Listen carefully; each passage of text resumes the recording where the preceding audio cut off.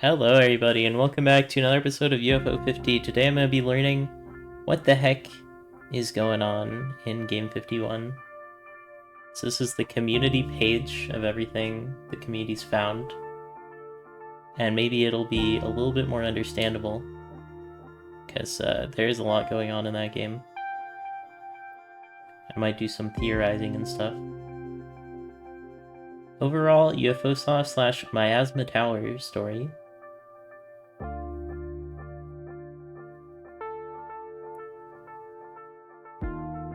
Nobody wins at UFO Soft. Interesting. The metagame of UFO 50 Miasma Tower, found via a series of clues scattered throughout games, and thus told between 4 to 5 game scenes, centers around Gregory Milk, a developer at UFO Soft, who's featured in numerous titles throughout the collection. Most notably, he is mentioned as the developer for Night Manor and the collection itself. Night Manor was the first game directed by Greg Milk.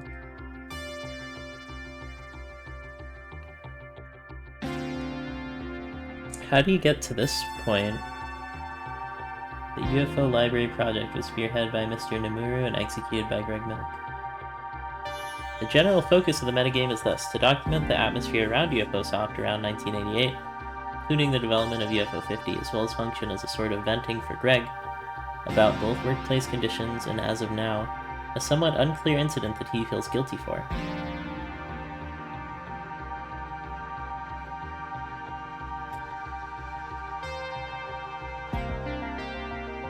Whoa, there's a code unique to each role of the random feature?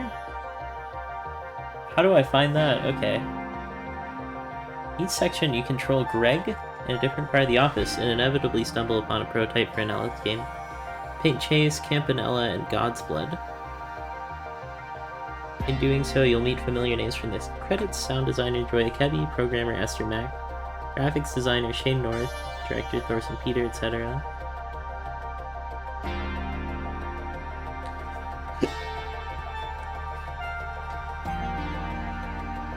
The management is represented as bug imagery. So Winston Nomura is the one that basically made UFO 50, or like spearheaded it. But Greg Milk is the one that did all the work. So this is how Greg sees that guy.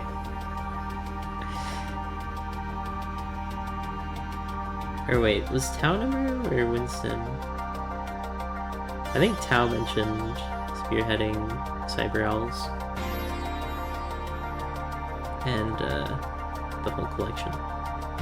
Trend follows with a singular playtester in the office, Delia Pace, who's described as being one of Nomura's toadies. I don't know what that means. As well as playing Pilot Quest for the 25th time rather than doing work.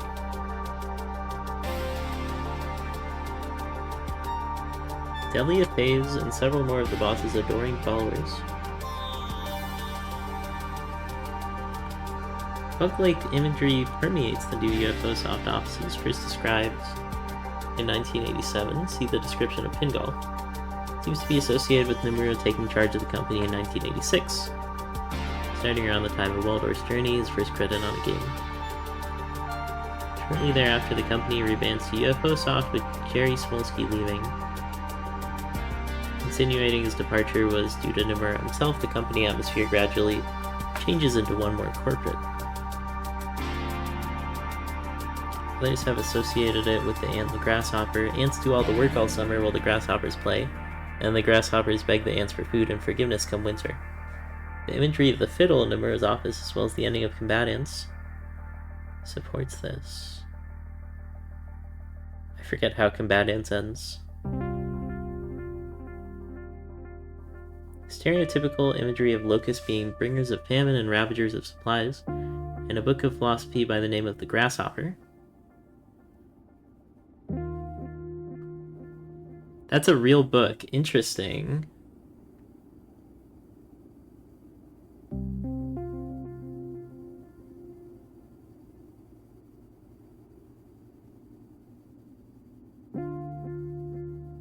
Wait, is there 2 games? Rumination on the nature of game. This This sentence is way too long to be, like, comprehensible to a human mind. Wait, it doesn't even start there. It starts...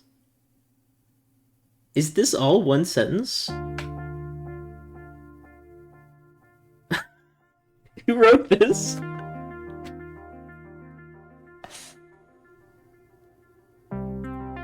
There's a hyphen instead of a period here. Why is there a hyphen?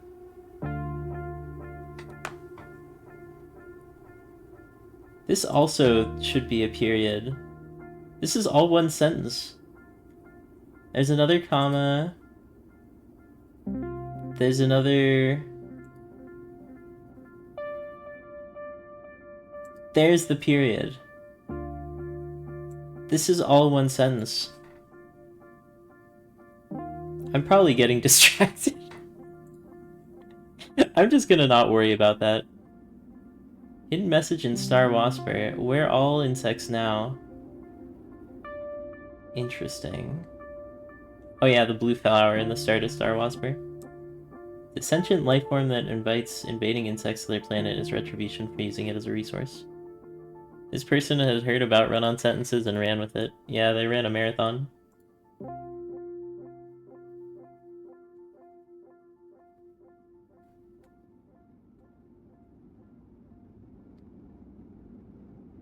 Uptake of bugs as enemies, as well as themes of sudden takeover and parasitic ruination. Oh yeah, Vanger was pretty obvious about that. So all the bugs are kind of, representative of management. The one in the shower music was crazy. With, Greg Milk seeing it as, like, being surrounded by bugs.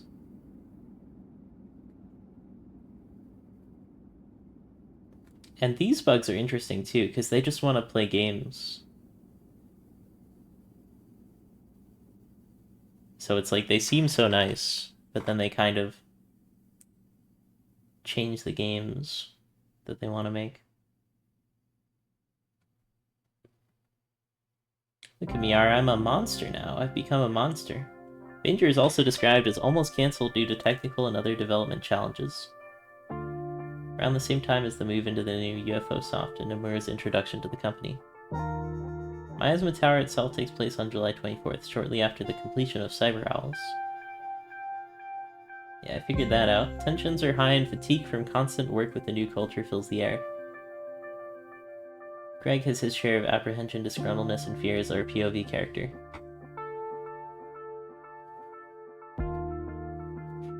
This line is so good.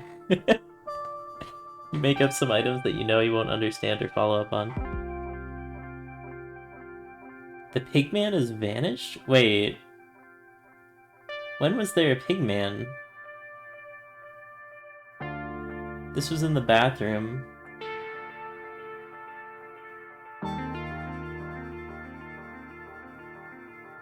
Interesting. I guess there's a pigman I missed somewhere in there. Maybe that happens if you don't interact with the cat hiding in the stall.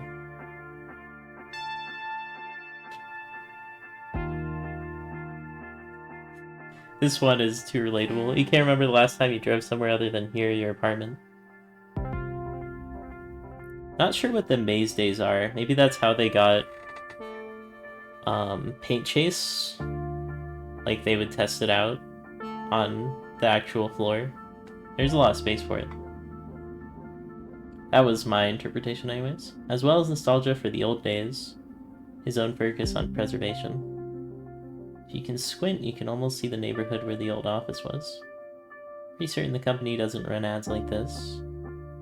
Remember how terrible at golf Smolsky was. Yeah, it's too bad. I think we don't get to see Smolsky in this. It is hard for me to remember all the names in the credits. Newsletter itself is dated October 1985. You recognize yourself smiling in a badly Xerox group photo. It feels wrong to just give up on it.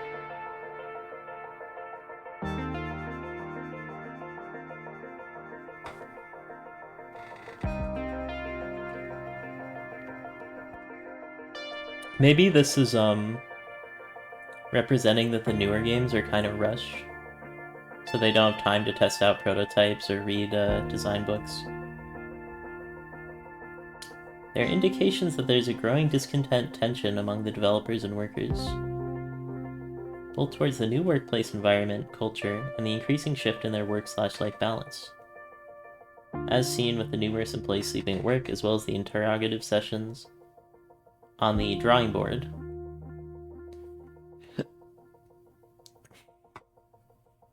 Seems everyone has things to get off their chest, eh? This one I felt kind of bad about, waking up this person. If you've got a coding task for me, there's a new system. You have to fill out one of those forms. Can't talk, okay? I've got so much to do. Exactly, 8 water bottles. Get the impression she slept here and just woke up. Yeah, everyone seems pretty pissed off. Even this guy who... It's kind of implied that they're pretty good friends. But I think this guy's, like, stressed out.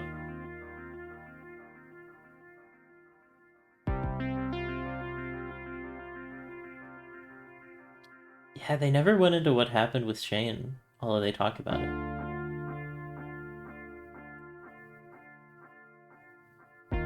Oh. I did not connect those dots.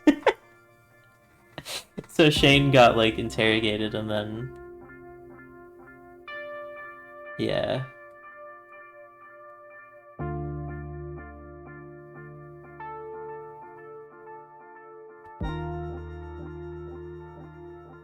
Is this Shane? Is Shane the pencil? I think later on there's, like, a roll call sheet. Do you think anyone will ever see our work? I tell you, Greg, I feel really lost. Help now is spelled out in the credits of Star Whisper? Oh my gosh. I can't believe I didn't see that.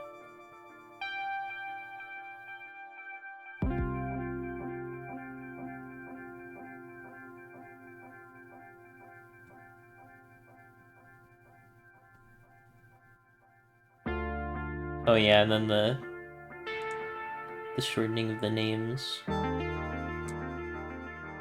Tao and rarely Winston are the only names listed in anything but initials.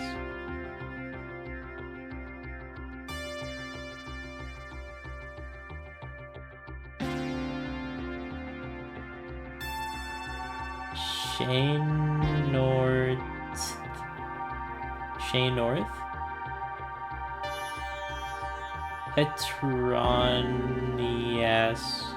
I don't think that's it. Yeah, I think the arrow is correct. It's Shane North. Shane North. Or Shane North. Fire fills Thorson's rooms after getting all 3 discs, presumably symbolizing both the company going down in flames and everyone working themselves so hard they don't notice it entirely.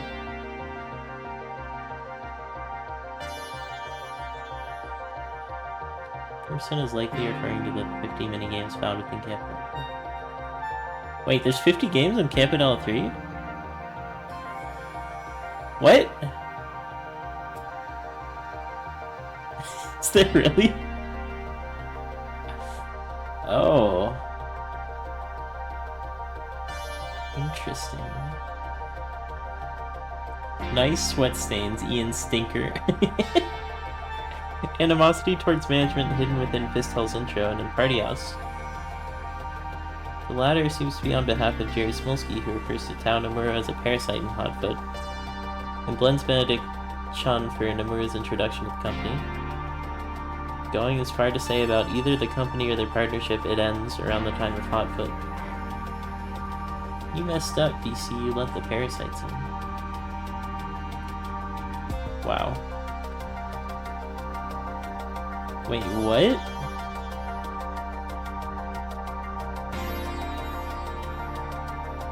There's a secret in Party House? Oh my gosh. Rose Steakhouse, 1986, it ends. Benedict's response to Smolsky leaving, he isn't pleased about it, but views it as a necessary evil for the company and its workers to survive. This is shortly after getting married and having a daughter. Oh, is this... So that's what the Rock on Island Secret Island means. Our friend left because of a disagreement. I'm tired of constantly collecting firewood, I just want to tell stories. People can be small-minded sometimes. I tried that code, but it didn't work. It's too big. It's not easy to survive on this island, you have to make tough decisions. It was our last chance for success, did I blow it all up?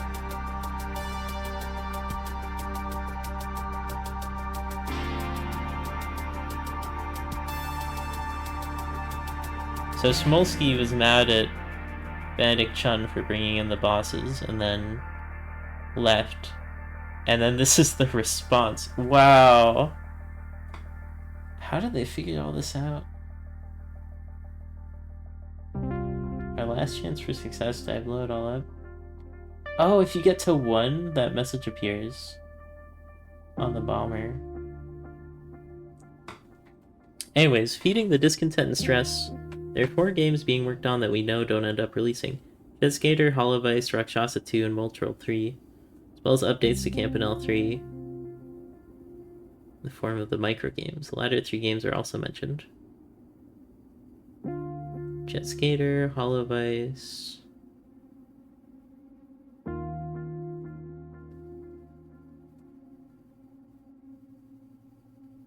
Company's latest game, Associate Comics Cyber Owls, is attributed to Winston Nomura. Seems to be clueless to the rest of the team. It's implied he's stealing credit through nepotism. Is making it to appeal to a woman named Vanna Servo and her son. Furthering the alienation of management in the workforce and the disassociation between them and their games.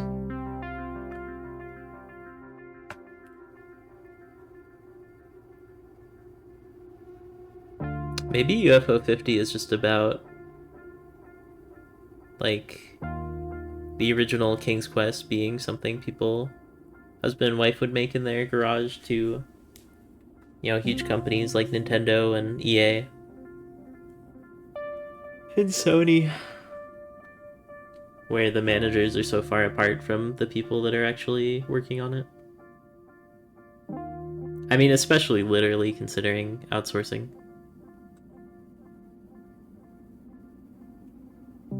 Also, the whole loss of credits. There's a lot of issues with movies where people work on stuff and then they leave the team in the middle of the movie and then they don't get credited for the work that's used. So that is something that does happen. I don't know much about it happening in terms of video games, but I did read a book or 2 on them.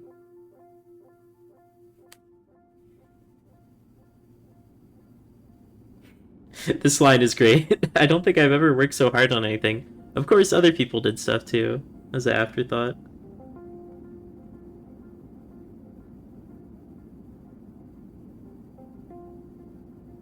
I thought Vanna Servo was the lady that parked in the handicap spot, the bee lady.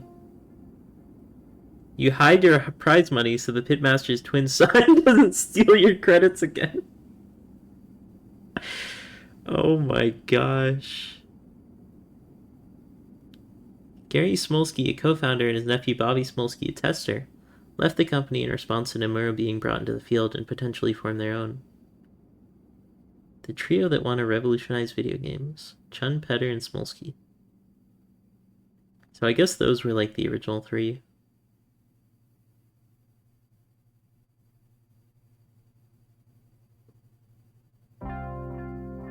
Oh, is the pirate the guy that left?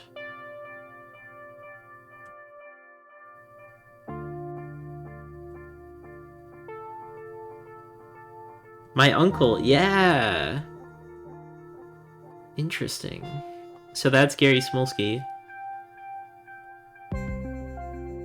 Yeah, I would not have gotten that without this document.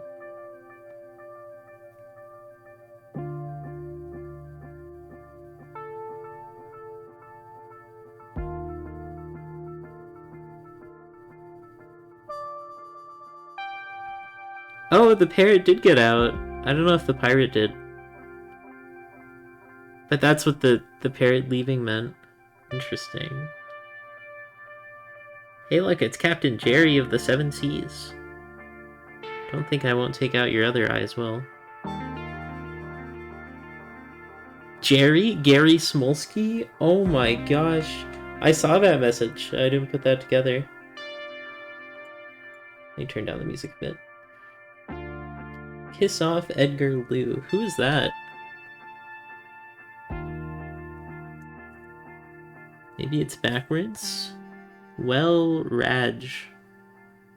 I don't think that's it. Describing the character Jerry as a pirate and threatening to slam his other eye. Jerry is a stand-in for Gary and has an eye patch in real life as well, due to Edgar.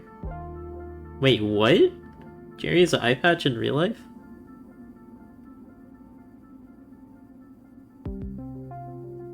Huh.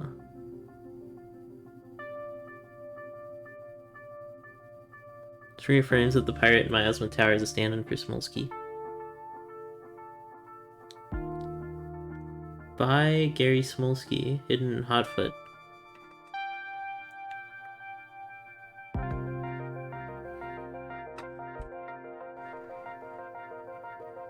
You have to let the CPUs on the demo score 999 to 999.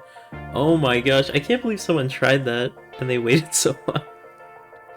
There are two major unclear things. The missing person. That is why I wanted to read this, to find out what happened to them. On frequent occasions, allusion is made to someone no longer being at the office. Seems to be a circle of grief around them with Greg at the center. Ghost appears and asks why he didn't come with them to confront them together. The working theory is that they are Chiffon Bola, former employee.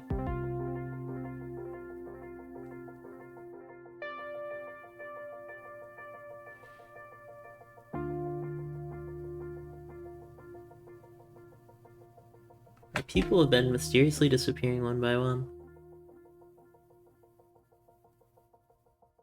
Coincidentally featuring another Lin mentioning people being missing. A Lin Ketcha is also mentioned as special thanks on Vanger. A Chiffon Bola-headed game.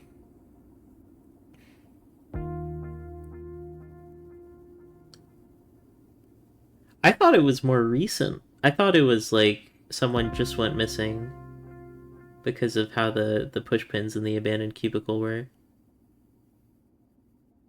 With all the pictures hastily taken off.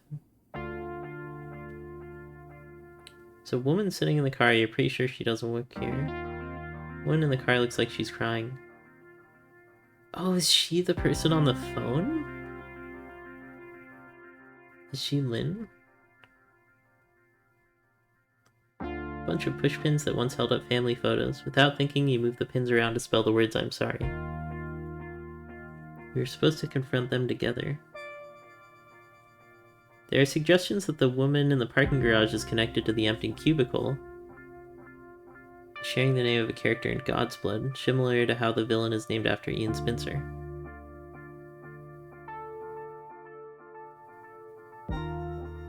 She's theorized to be Doreen Bola, who's mentioned in Onion Deliveries credits, Chiffon Bola's directorial debut. License plate says Mama B. Cyber B. So Cyber B is the good guy and Spince is the bad guy. Spincenet. Also, Weekend B and Minnie and Max. Minnie and Max is so important for the lore. Wow. Going crazy for the shinies. Must be the only ones still left from this hive. The others have all fled or died. Do you think that's how Greg Milk feels? Our ruler went a bit crazy one day. She started sending us out to collect shinies instead of nectar. No new nectar coming in, the whole hive began to starve. Once I finish regaining my strength, I'll be off to look for work at a new hive. That was after Jerry Smelsky left. But this could be Greg Milk talking about Smelsky leaving to work on a new company. Current theory is that this era of grief is connected to the gravestones of Chiffon Bola. Found in Grimstone in March 1988.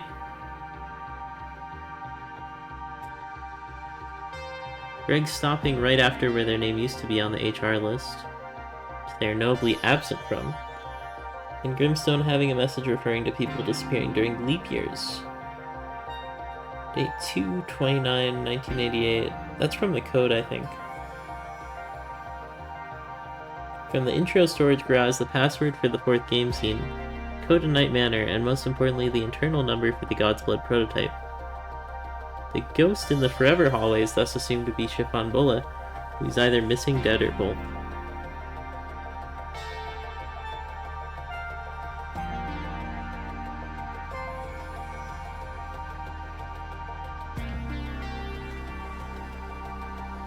Heavily hinted that Chiffon is a biker, which makes the presence of a disassembled bike with a broken lock. In his Ven? Wait, you can go in a Ven? Stay near the bike rack alongside the implication they've died/disappeared, have a much more sinister tone. Management, Ian Spencer in specific, who Chiffon had a bit of a grudge against going off the God's Blood prototype, and Banger is trying to hide evidence relating to whatever happened to her, between throwing out photos near the roof, a ladder that's out of place in Spencer's office, which would allow one to reach the vent the bike is in.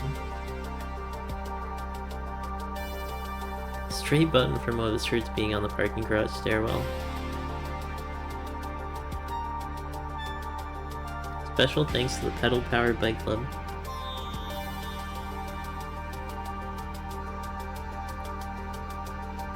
I used to know someone who made fun of stationary bikes. So that was Chiffon. It's a broken bike lock. It's a bike with its wheels removed.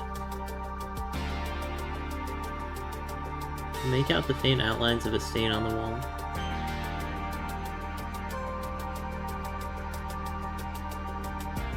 Did Chiffon get killed in the parking garage?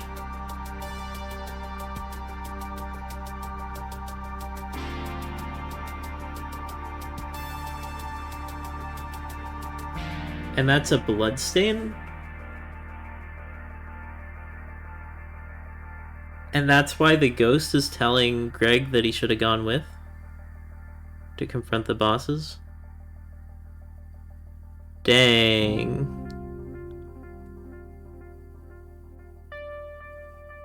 Jerry Smolsky doesn't know how lucky he was that he got to leave. Wow. And Greg knows all of this, and instead of going to the cops, he puts it in a secret message in his video game. That's crazy. I guess there wouldn't be any proof. Assuming they cleaned off the blood well enough. That's crazy. Wow. Inside is a bunch of photos. You close the bag quickly. There's a button on the ground. You notice one of the shirts is missing a button. So that links the manager, Spencer, to the garage. Or is that on the roof? I think that's on the roof.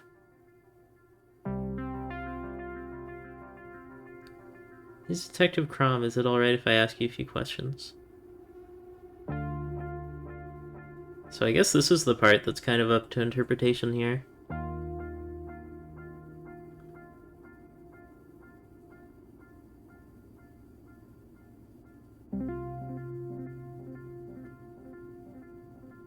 A broken lock in his vent.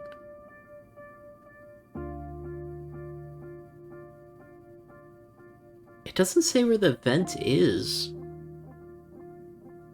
Was the vent in the starting basement? That might be it. The one that gets flooded. So I guess if you time it right with the water, you can go in the vent and see this. So the manager killed him in the garage and then hid the bicycle in the basement vent with the ladder. This is starting to sound like a conspiracy theory. But why else would it be there? And why was his buttons be on the attic? He went to the attic to dispose of all the pictures. To kind of hide that Chiffon Bola had ever worked here. MPI Merzbach Preservation Institute is a name mentioned with frequency. It seems to be connected to both a tester, Stephen Merzbach, whose name leads to the 5th code, the UFO 50 project itself, Nomura's new management, the company withholding games from release, and the suspicious amount of money being bled/spent. The two theories is that the company is being used and doesn't have long left, or that the company/Nomura is flush with cash but using it to own the company in its entirety, i.e. making games to preserve and keep rather than release games.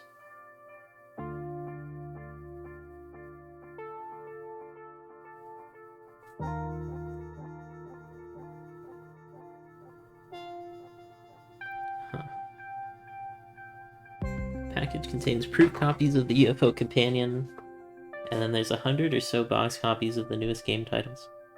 I do like it how they put that in the tiniest box.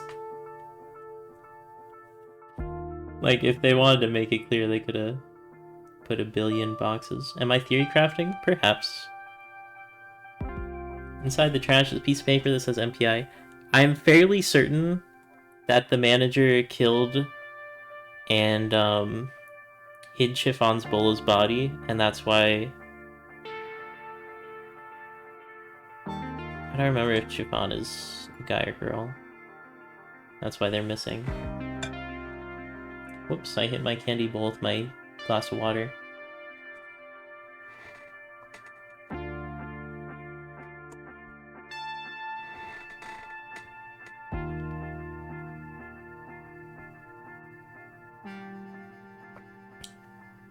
So Chiffon Bola I don't think is ever shown in the game itself.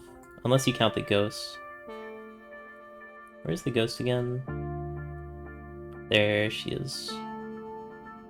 You're supposed to confront them together. So Greg Milk was too scared or too busy to confront with her. And then there's her bike, abandoned in the basement vent. And the outlines of a mysterious stain. Could be a blood stain. And then the bottle of hydrogen peroxide to clean up. And the frantically stashed photos. And the button from Spinzer's shirt.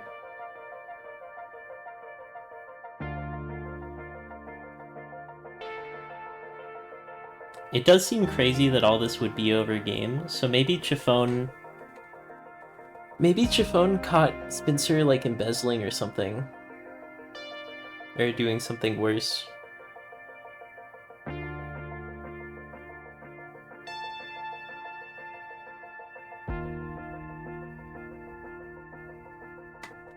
Maybe.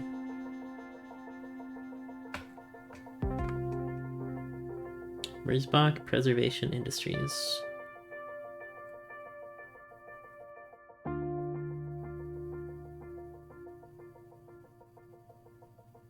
Can't find any sales or income figures, only expenses.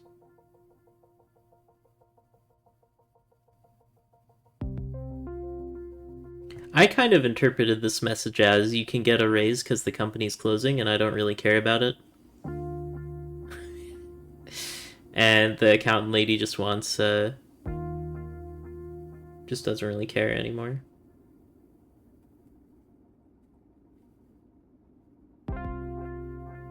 Company is being used and doesn't have long left, or that the company is flush with cash but is using it to own the company in its entirety, making games to preserve and keep rather than release games.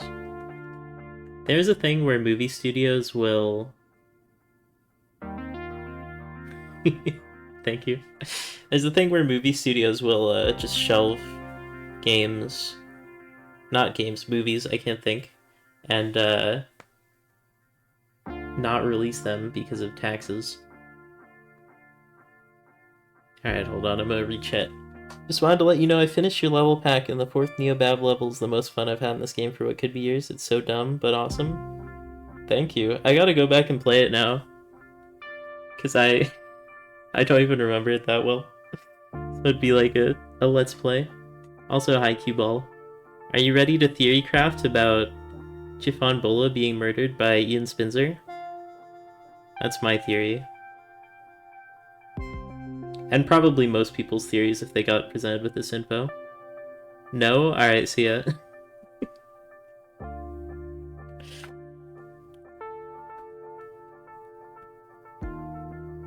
List of 5 game companies, including UFO Soft. Each company is accompanied by stats. In the margin by UFO Soft, someone wrote almost done. Yikes. These days, the fridge is always well stocked. So they were burning through all the money so that they could close down the company and say that it wasn't making enough money.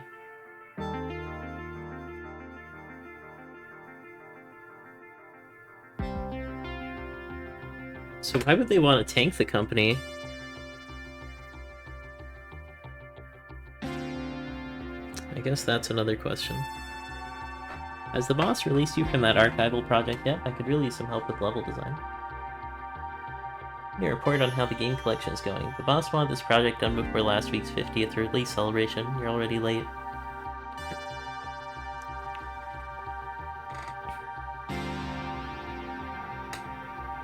Got bought off and they hated the overhead?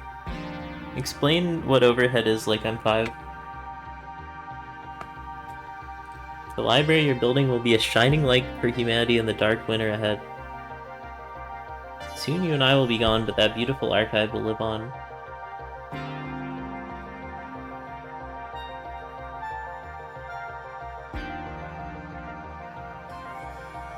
Your boss and your boss's boss. Yeah. I mean, the whole thing started out with 3 guys that wanted to make games, and then it ballooned into having, like, 20 or 30 people, with 2 of them having an entire floor to themselves. Although this guy having a floor to himself makes a lot of sense, he's huge.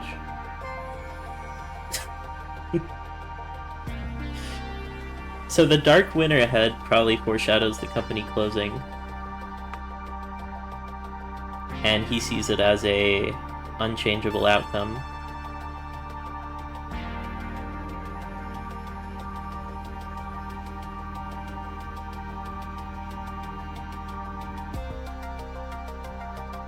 I get the sense that this speech is like word for word what actually happened. Like, obviously there's some creative stuff that's different, but I think this is like Greg Smillet's way of making it fun was adding all the secret stuff and the different codes. And like the gold and the cherry and the garden and all that stuff. Because it could have been just like a drop-down list of names of games that you would play.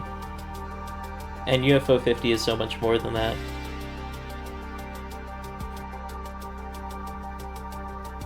Just googled overhead and you now know that you shouldn't use big boy words if you're not sure what they mean. Overhead is cost.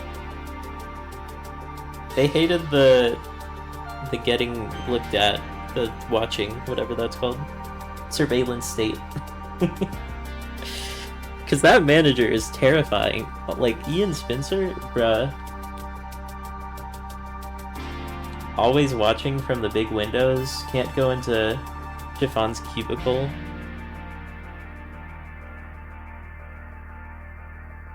It's like Greg Milk is afraid of even referencing that Chiffon Bull is a person that existed, let alone worked at the company. Because of how much they try to sweep it under the rug. Taking down all the pictures but leaving the push pins because of laziness. But hey, that's just a theory. A game theory. One day work will end, but play is forever. What? Where does this grasshopper come from? Only play will still have value. What the heck? Okay. Always rebirth / reborn forever. Can be believed this is Numero's motto.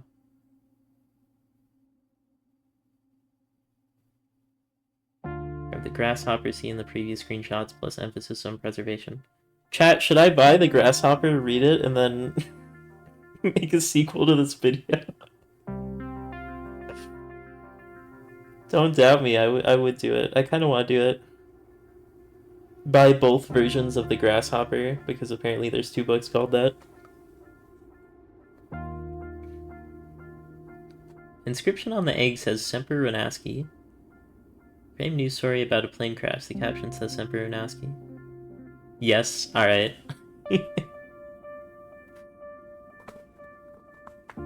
Oh man, I'm glad you're enjoying Choco's Challenge too, because that game I got like so much less people playing it than Choco's Challenge 1.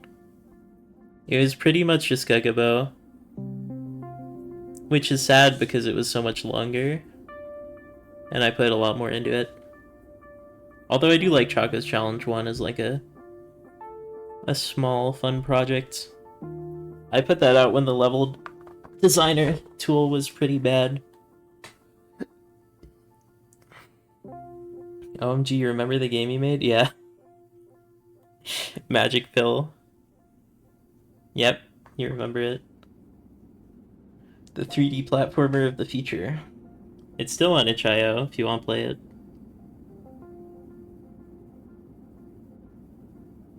Enemy spam is surprisingly fun. It shouldn't be. It's really fun to just jump on snakes in a 2-tile corridor. It's like if you go back and play some of those old Spelunky HD Kaizo maps where you surf on like 10 million spiders in a row and it goes and then there's blood flying everywhere. Throwback to when I was playing HD and I think the music stopped. Did the music stop? No, it's just there's like a minute of silence before it loops. Classic. Yeah, though enemy spam can be fun. Oh yeah, and my sister thought that the blood was like orbs, and she was like, how do I collect the orbs? It's like, you actually can, you just need a Kapala. Anyways, plane crash. Maybe the plane crash killed Chiffon Bola? Could be. I don't know why else it would be framed.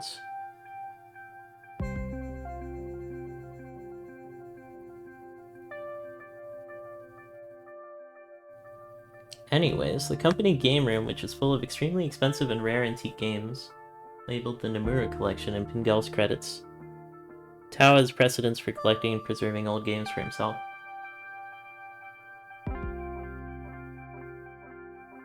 Maybe the boss, despite being, you know, somewhat of an out-of-touch executive, does like game preservation, which is pretty cool. I know Nintendo does re-release a lot of their games. Shout out to the 3DS version of Ocarina of Time, which is the best way to play it. And then there's the 3DS version of Majora's Mask, where you need a community mod to make the swimming physics good at all. Playing those games on the go is really nice, though. Imagine UFO 50 on the 3DS. Ah, that'd be my dream. Sadly, a little too late. Anyways, this is Tao's collection. 3DS version of Mario 64 is playable, Yoshi. Wrong! You're thinking of the DS version. There's not a 3DS version of Mario 64. Also, it's called Mario 64 DS.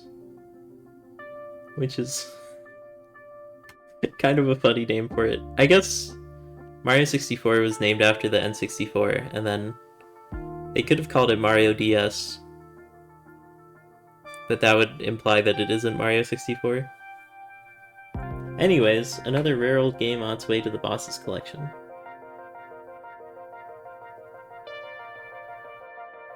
Having the very first video game would be so sick. If you're curious about where the very first video game in real life is, it is called Tennis for Two.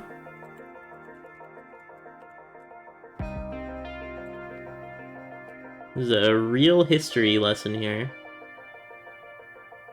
It was made by William Higginbotham for display at Brookhaven's Natural Laboratory public exhibition. It was displayed on an oscilloscope and played with 2 custom aluminum controllers. This is very cool.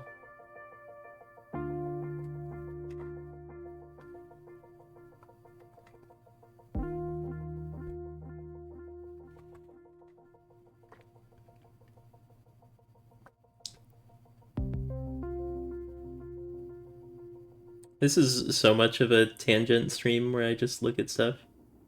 I'm not sure where it's displayed now. I think it's in Massachusetts or something.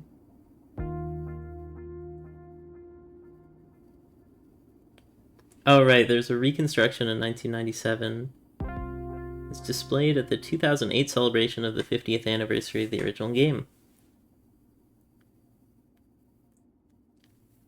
William A. Higginbotham Game Studios Collection. Game Studies Collection.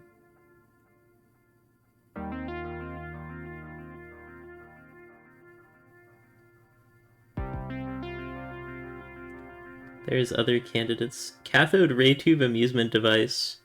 That's a banger name for it. Birdie the Brain.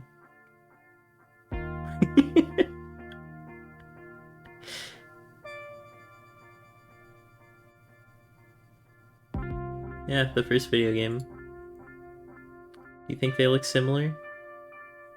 Let me see if I can find a video on YouTube. I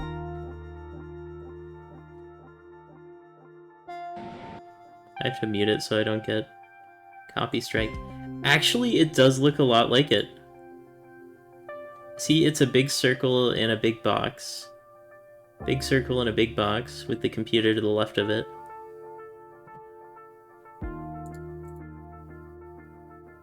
Holy shit, I was just playing that. Dude, I love Tennis for Two. Look at that controller.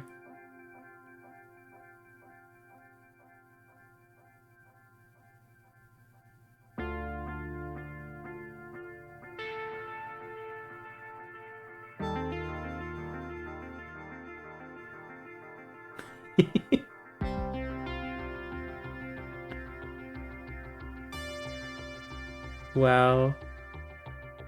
I kind of wish they would show the whole thing so I could see what the setup looks like.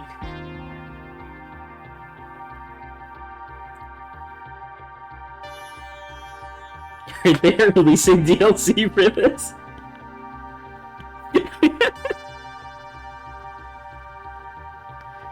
Those game physics are actually pretty good.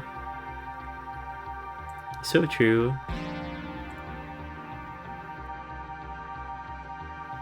Last random code accessed using the first 8 letters of the name of tester, Steven Merzbach. Oh wait, this is spoilers. I have to play this for myself.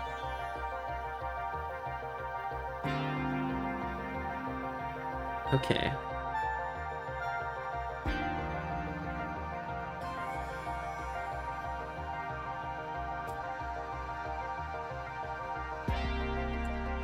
Alright, I guess I just boot up UFO 50 and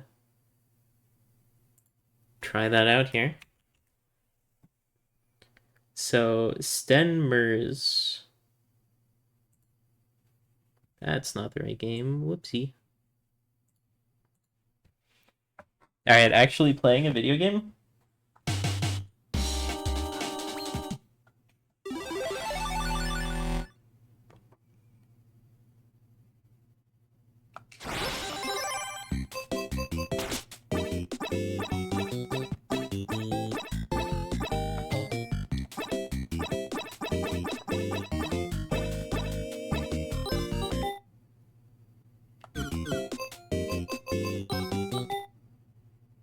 Huh.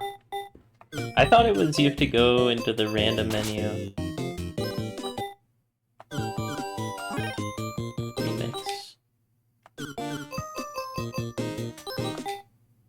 Guess not. Alright, I'll try it out. Sten.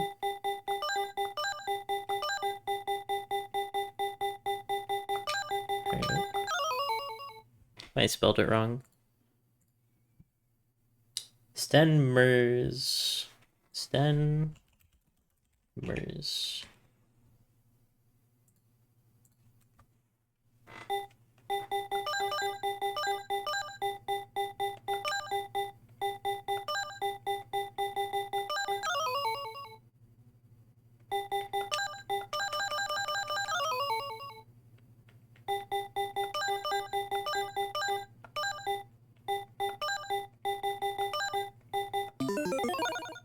Oh, it actually worked. Okay.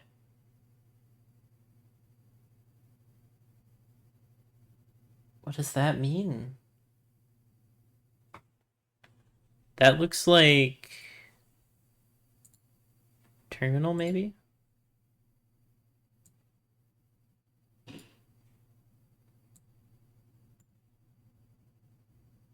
One, two, three, four, 5, 6, 7, 8, 9, 10.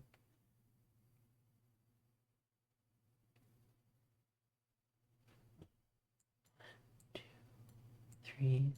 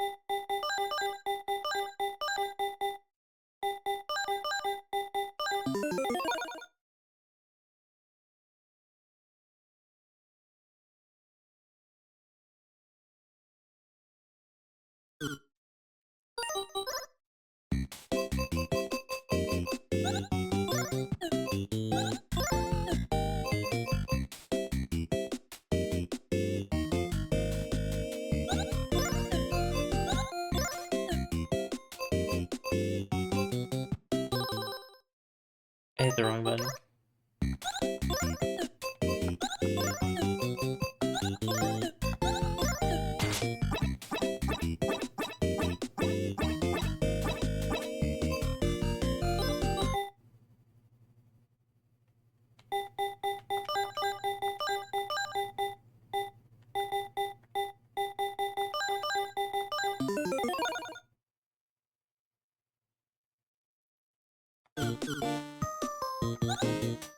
Did not seem to work.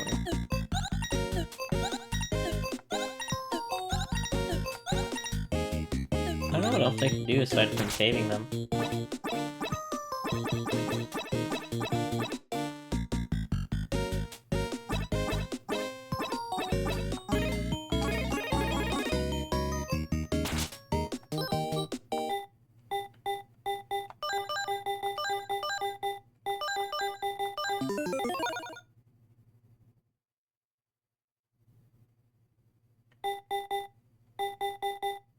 So there's 2 UFOs.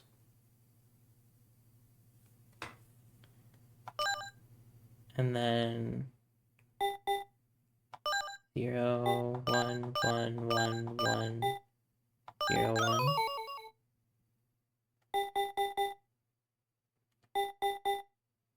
Two, 0, 1, 1, 0, 1, 1, 0.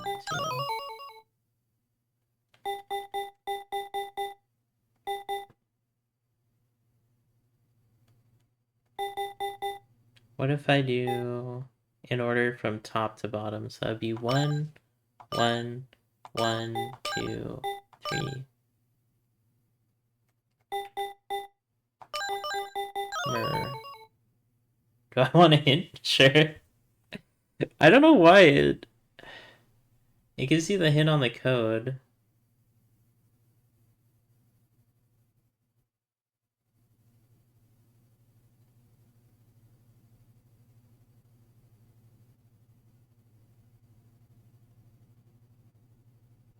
Huh. Denmers.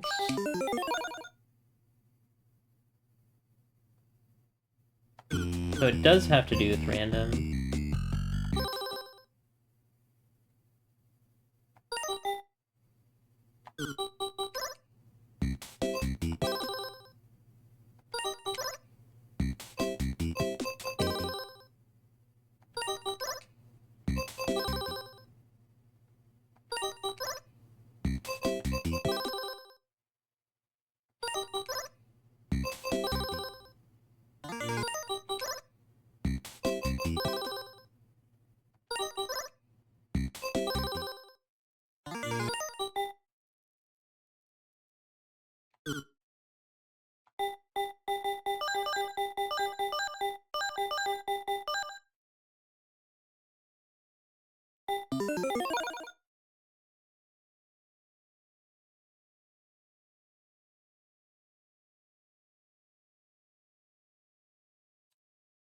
Do they have to be games Pilot appears in?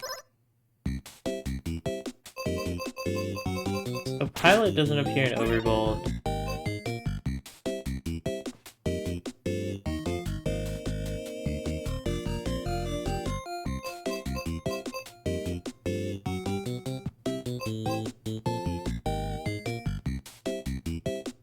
Once you reshuffle them, it changes.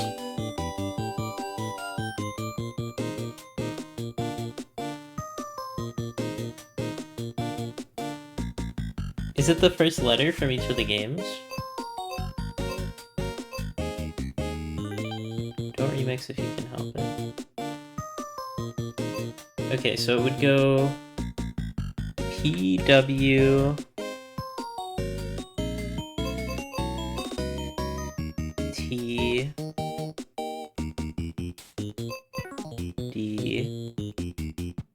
Yes, but not quite. Oh my gosh. A.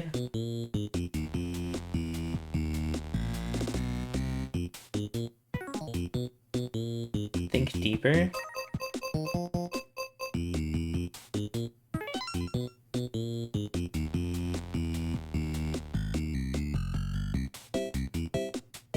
First letter is a good starting point, though.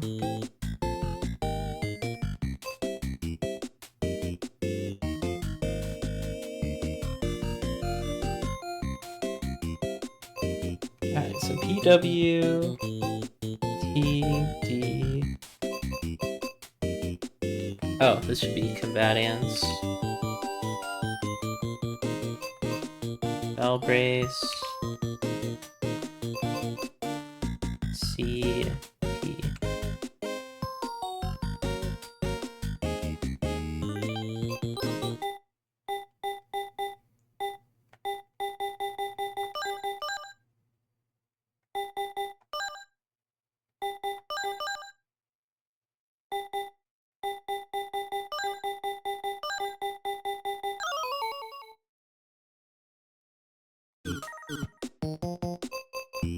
Does it go American order? So it goes top to right and then down right. So it would start at divers.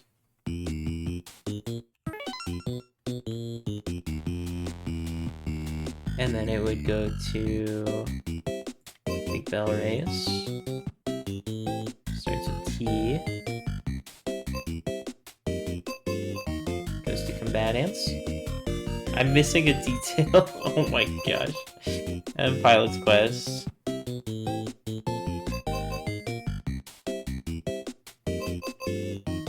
Valve Race. Warp Tank. Cyber Owls Party House.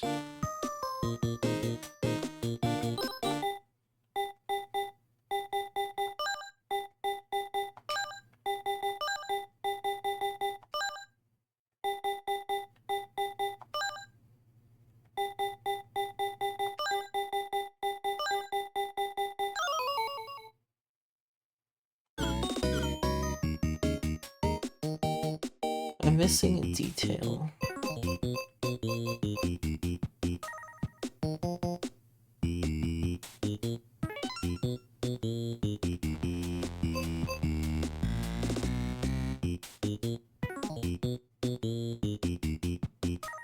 So what it says on the bottom, so it would be 3 out of 3 emblems. 7, 3, 7, 12, 0, getting cold. Could be the year. So this one's 86.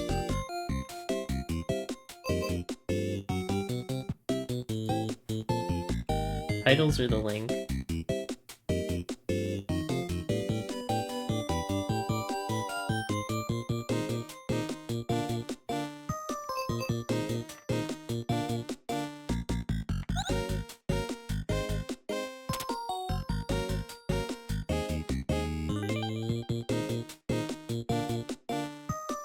So it's nothing to do with the time it's released.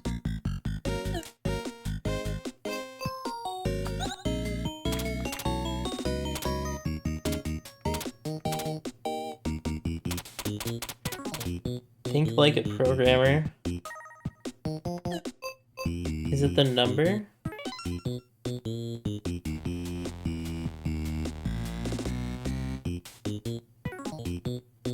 $27?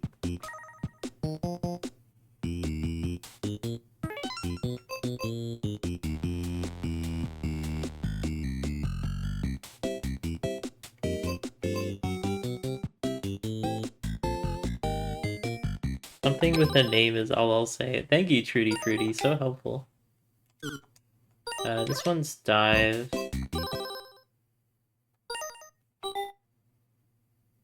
Goof up.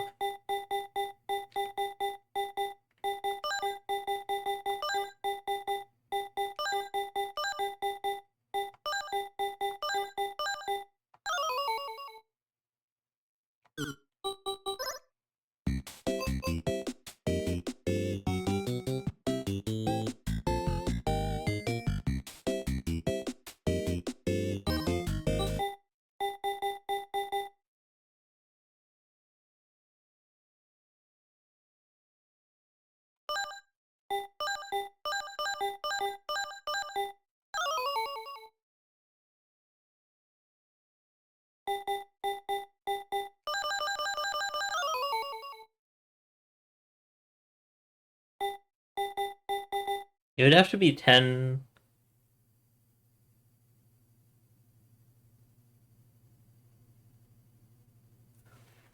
Because I was thinking it would be like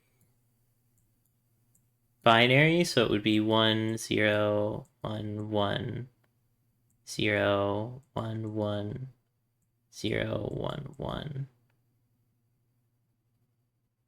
1, 2, 3, 4, 5, 6, 7, 8, 9, 10. It's kind of hard because they're not... Oh, they are aligned to the dots, never mind.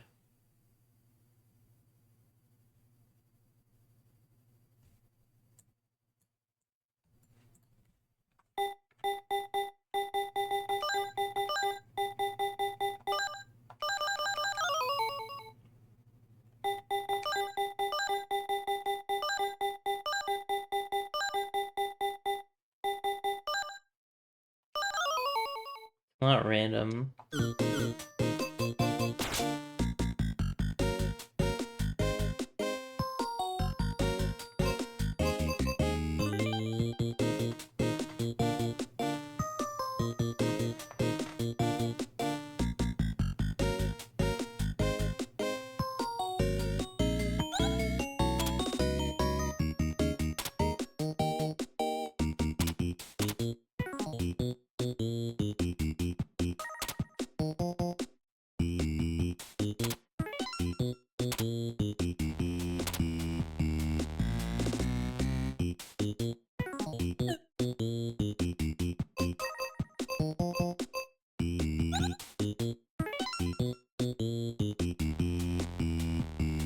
try something new.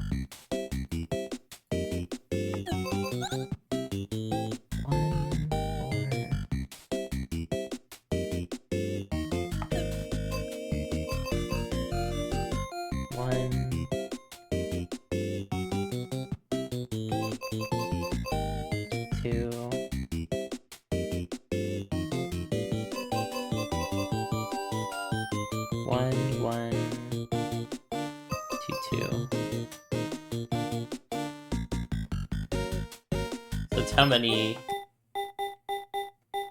words are in the title?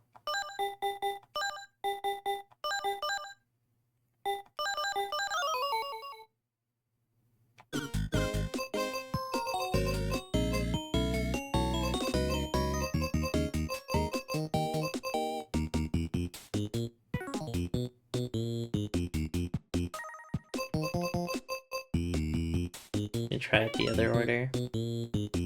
It goes 2, 1, 4, 1. And then 1, 1,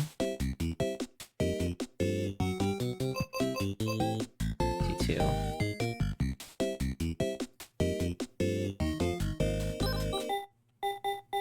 So it would be 2, 1, 4, 1, 1, 1, 2, 2.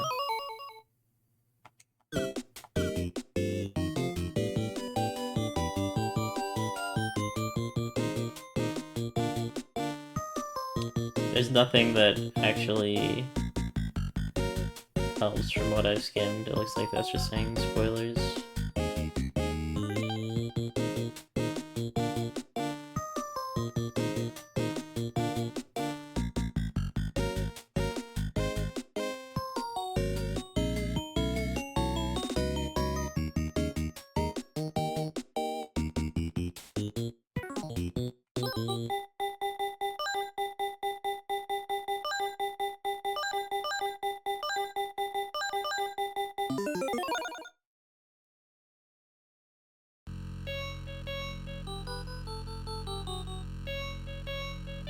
This is where the vent was.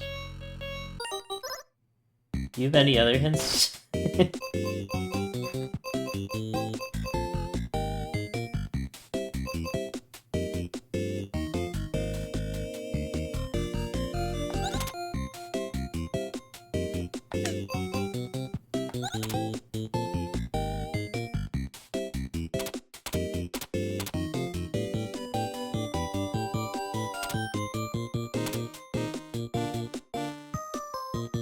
All of the games marked on the graphic are important.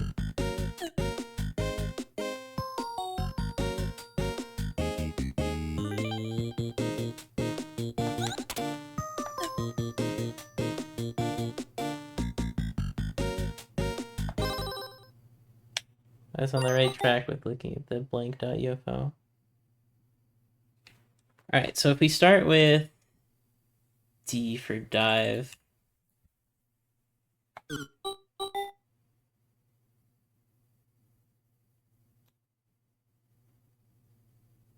Is that R?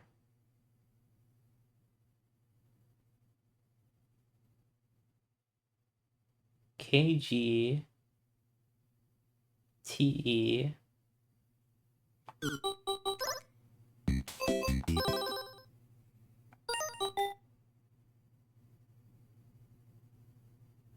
so DU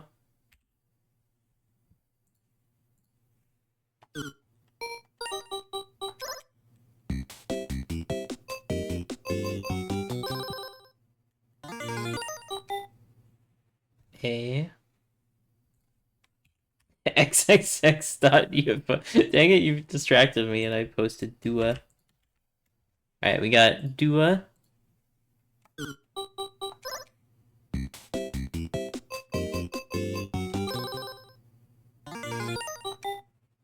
Z.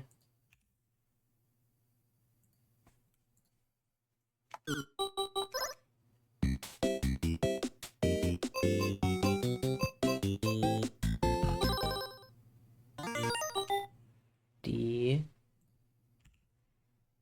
does it start with a D?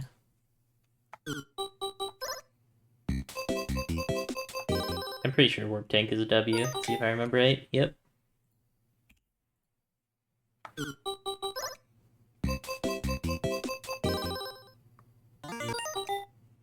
W.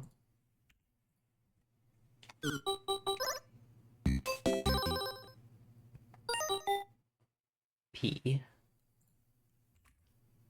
Alright, so I got Dua.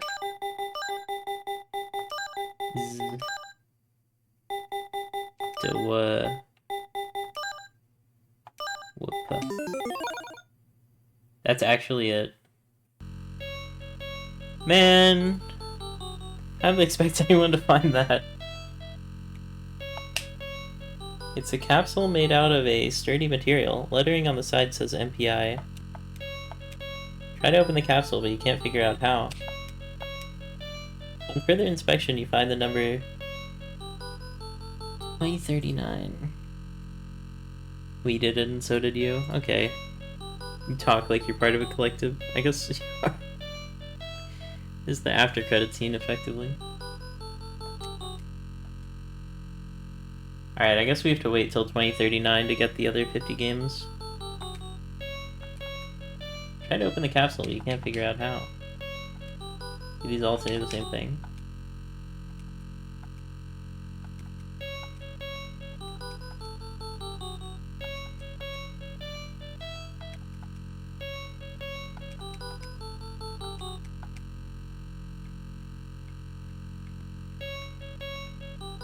Do not change your system clock unless you want Steam / your PC to break.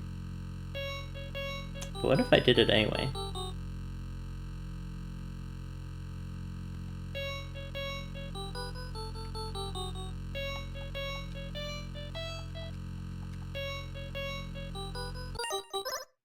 So that's like the finale to that game.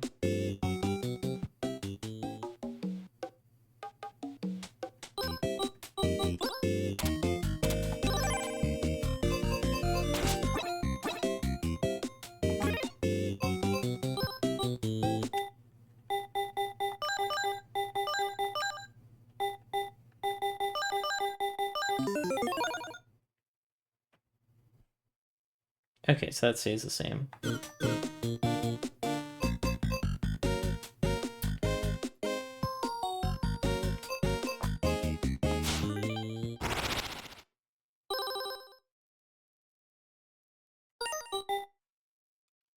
S.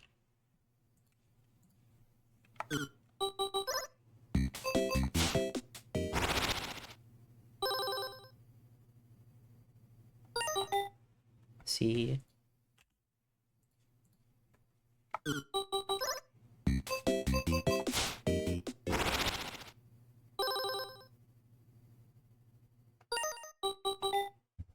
B.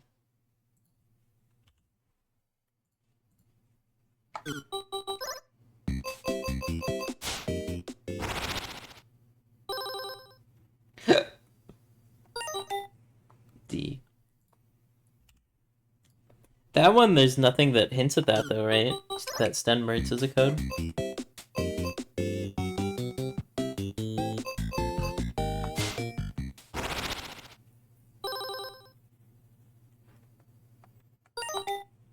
D.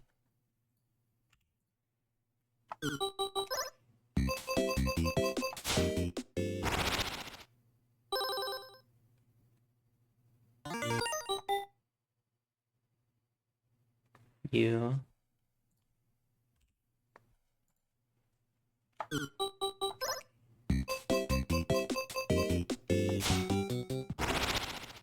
Same logic as Greg Milk, just a bit more obfuscated. B. But why is Sten Mertz so important? It's probably just gonna be R, or maybe T for Tower Defense. Nope, it's Dino. Alright, SC. ED. Dub. E.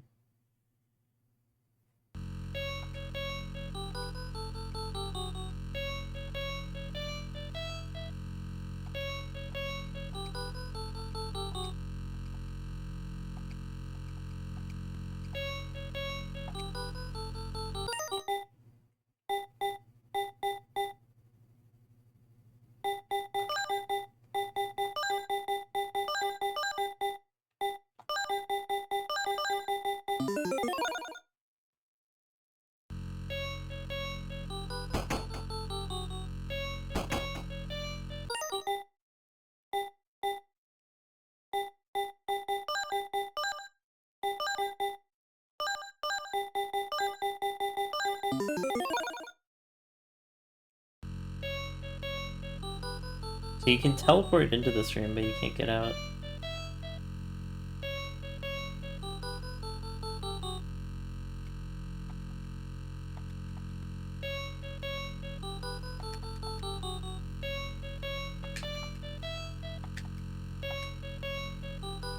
MPI.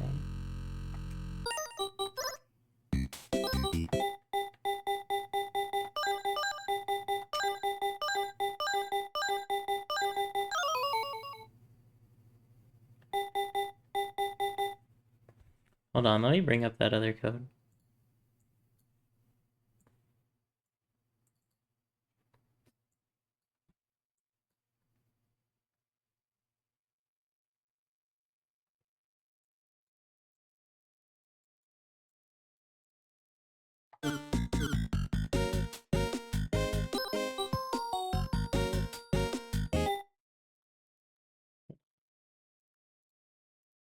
Back to that room.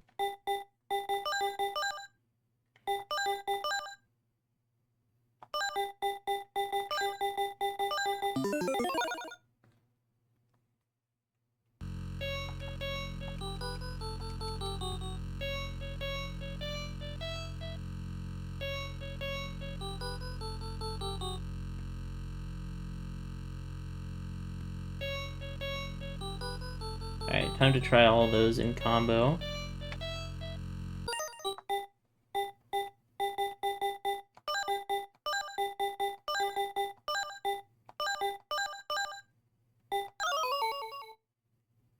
I inputted it wrong.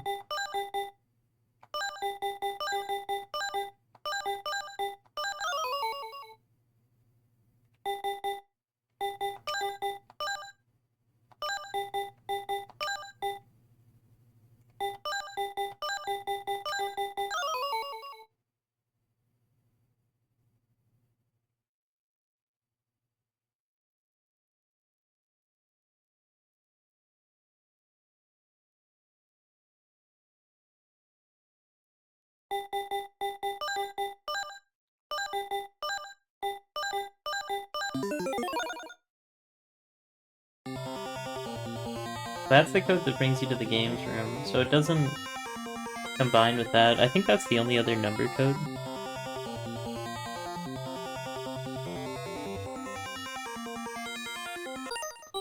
What about if I do 07/24/1989? That's the date it says that this game takes place in. 24/07/1989.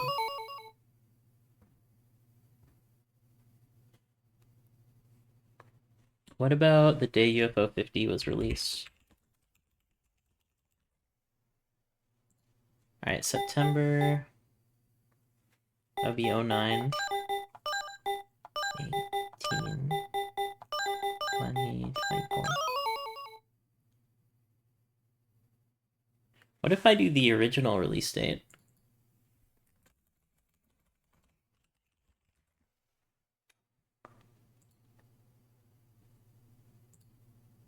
Oh wait, no, that's the new one.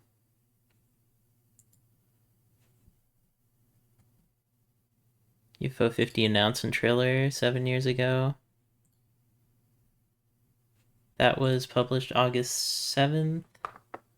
Said it would release sometime in 2018. Which definitely happened.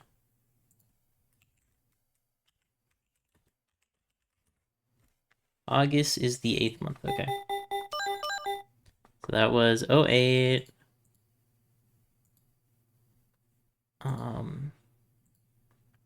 2017.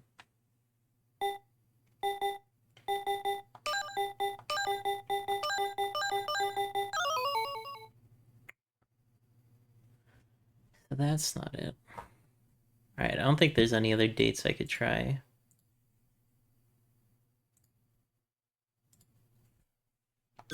$2029. I guess I'll see what the document itself says. This culminates in the last random code accessed using the first 8 letters of the name of tester. Ian Mersbach. 5 T3N was also PO box in the launch trailer for an LX3 shipped to MPI.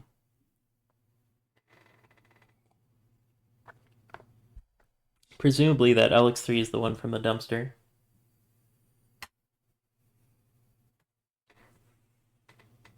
The screenshot can apply to either theory. I think the binder meaning is that it would confirm that the launch trailer is a secondary hint in retrospect. Interesting. That's crazy. Hold on, let me zoom in again.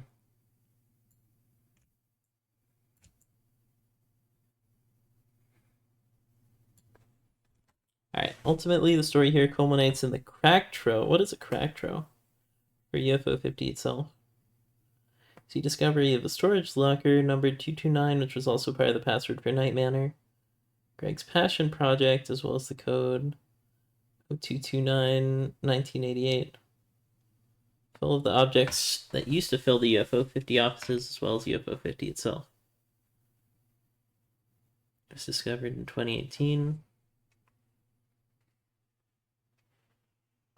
Never pirated a game in the 1990s, huh? I was not alive. I was born in 1998, which was after all these games came out. So unfortunately, my childhood sucked because I could play Warp Tank. I had to make do with Smash Bros. Melee and Wind Waker. Anyways, I was going to say the binder, I think that's... The binder was referencing the company going downhill, and the binder would have said... That's my theory on what the binder says, because you find it in the accountant's office, so that would be where you would learn that. They're usually called cracktros. Some piracy groups would append a custom-made thing at the start of a pirated game. Oh, you mean the starting intro credit is called a cracktro? Huh. The worst I do is use Vim's layer, which you can't see because I cropped it out now, but it's where you get GameCube ISOs. This game was not made by Mouth's Mouth, but discovered in a storage locker.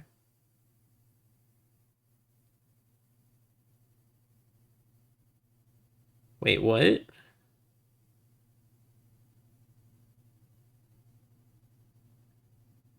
They usually have dope music, which explains why the music is sick AF. Good game music. There, you can have that back. I'll turn it down a bit though, so it doesn't drown me out. Hopefully it didn't drown me out earlier.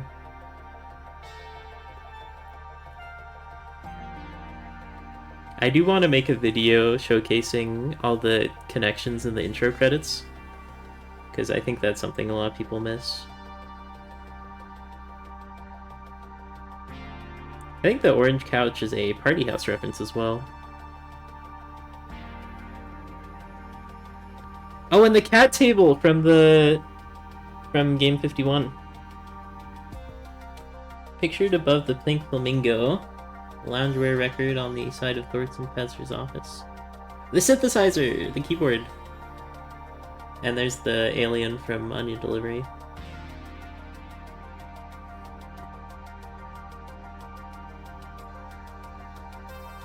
There's Waldorf. Oh, that's the plushie that inspired Waldorf, actually. And there's a grasshopper, too. Is it missing a leg? Wait. The back leg looks a lot shorter. It also spells out a M, which is a reference to an upside-down Warp Tank logo. Every item in Miasma Tower is represented in the games in some form or fashion.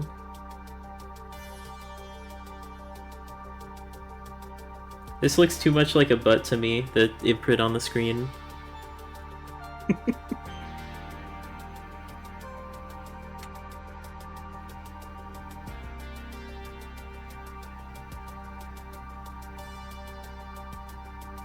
It's the title screen for UFO 50 meta. And that looks like one of the parts that got worked on in Game 51. Which you think is called Miasma Tower. So Miasma Tower is actually a game that you can play. And it's game 51. Huh. What this means vis-a-vis, I'm so cool, I say vis-a-vis. The downward trend of USOsoft in their relation to MPI is unclear as of now. Could suggest that if they folded, the developers of the company managed to preserve themselves in their own, more human-focused way, as opposed to Nomura's more cultesque and objective means of preservation.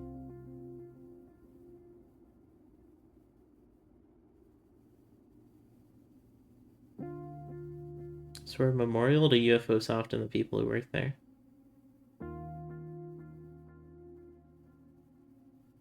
What if Greg Milk bought that storage locker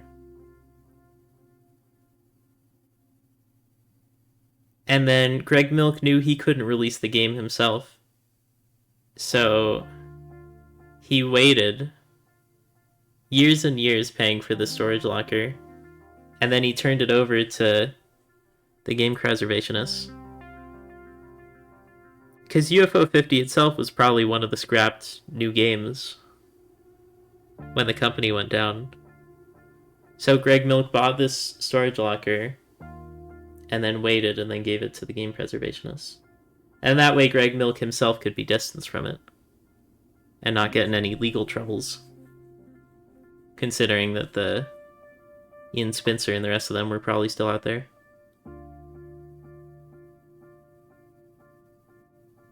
Although presumably the preservationists would also get in trouble for distributing it.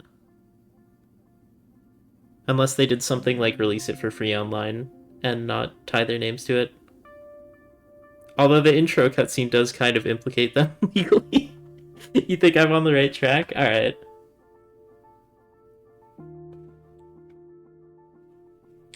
And there's the cast of Miasma Tower.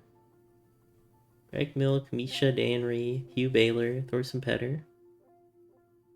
Nomura appreciates games, but he's a collector, yeah. Benedict Chun also kind of looks like the sheriff from Brimstone a little bit. Only God knows what I would pay to have Milk as your last name. Look up how much it costs to change your name. Homelander be like, also. So Shane North, so that's the person that is the pencil that snaps at you. Because they got the meeting where they had to talk about their life goals. That sounds so awful. Lanilla Baylor. And who is this person? David Arback. Spooky. It's probably just someone that worked on this document. What if Greg Milk paid everyone to work on this document so that people could understand the metagame? Some of the motivation for what Nomura is doing is hoarding, including the things being made by UFOsoft. Interesting. Because he likes rare games, and what's rarer than a game that's never come out?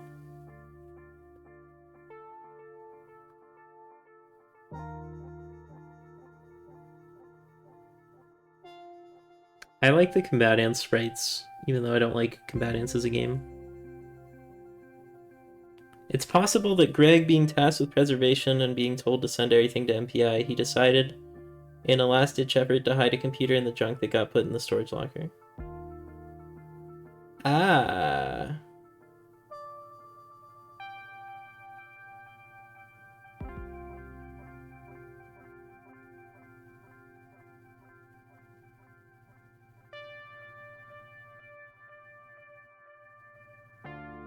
So it could possibly be revived in the future, so maybe he's dead now, which led to the storage locker open to public purchasing. And now we have a previously unheard of collections of games to play. Greg Milk is real? Oh man.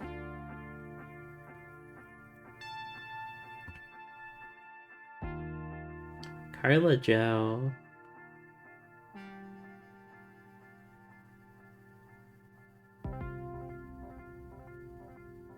Chiffon Bulla kind of looks like a bike helmet. Oh no. Chiffon Bulla.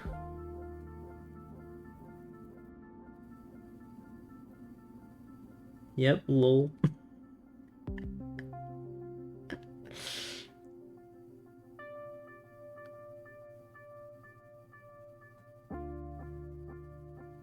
Died how she lived in a bike helmet, safety first. Do you believe in my theory that Ian Spencer killed Chiffon Bola? I guess we'll see. There's even more info down here.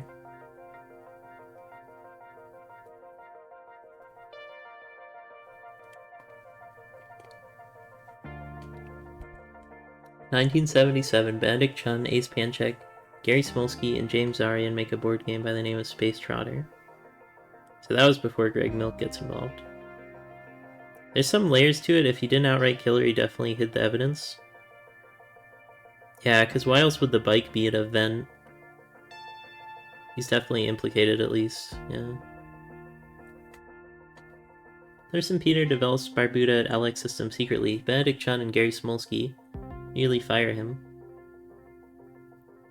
First mention of loungewear. Oh, loungewear is a band. I thought it was like a clothing thing.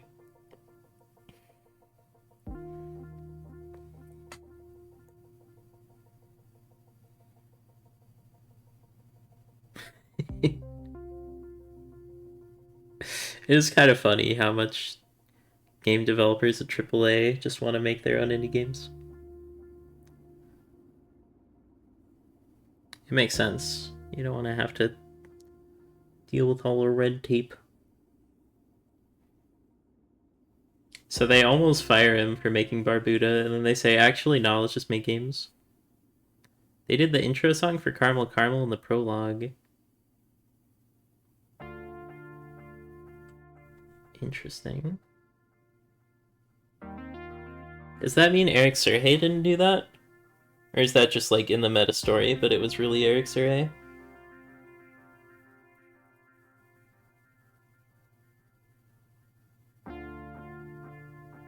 Yeah, the meta, okay.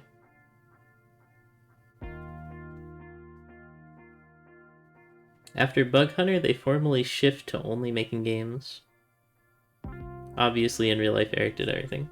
Yay, thanks, Eric. Helix Systems, Moltke, Chun, and Petter featured in a newspaper article about their goal to revolutionize video games. Nimpec is the first instance of the LX using scrolling. So it was a long time from Barbuda releasing. Barbuda releases, and then a year later they shift and they make Bug Hunter and Nimpec. Conceptual / directorial credit for Paint Chase, formerly Color Racer. Shunt Smolsky away from hardware specialization to game design. First game directed by Benedict Chun, Magic Garden. It's also the first game on the LX2.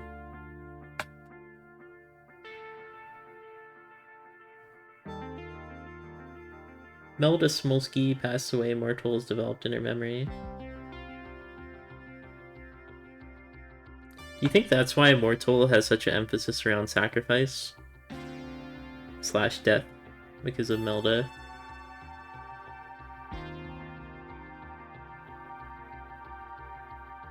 So Greg Milk has really been there from the start, from like the 4th or 5th game.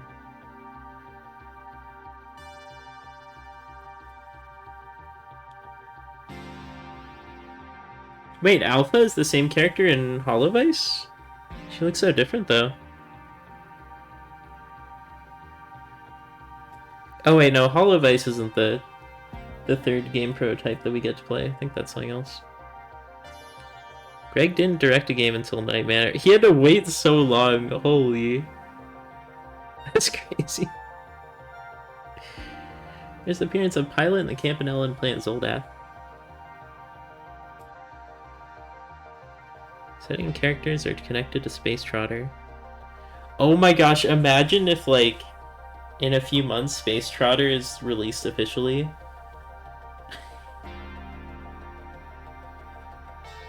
Oh man. UFO 50 has so many ideas you could build on. Imagine a tabletop version of Avianos. That would go crazy.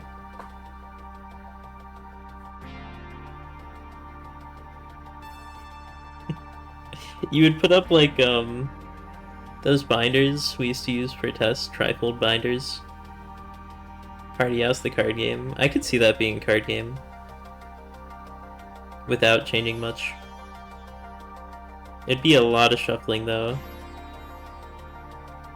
But you could probably do a 1-to-1 Party House translation. It would be a lot of math also, like manually math. Counting up your popularity and stuff. You'd probably need a calculator.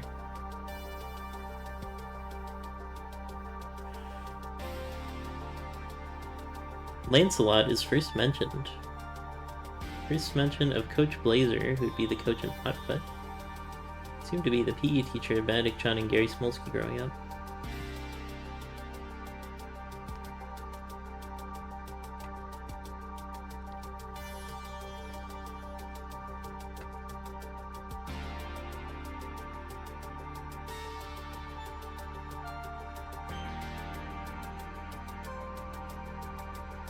I wonder how old Bobby Smolsky was when he was a tester. Because in my mind, he's like a kid that's testing his uncle's games. But he could just be like a 20-year-old or whatever. How old can parrots get?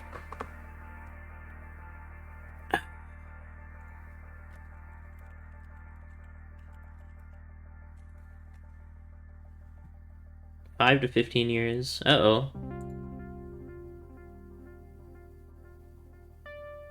Company struggles to be known, make a profit. Hosts a Bushido ball tournament at the Twisted Antler.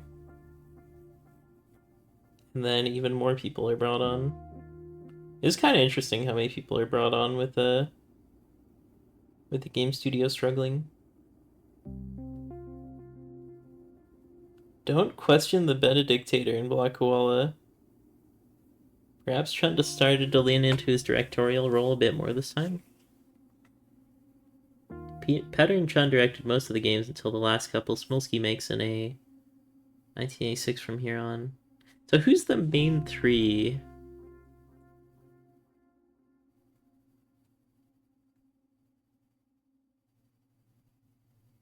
There's Benedict Chun, Gary... where's Gary Smolsky? Gary Smolsky, and then Thorsten Petter.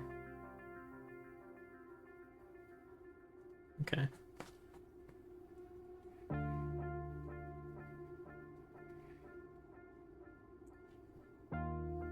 Thorsten is Eric, yeah.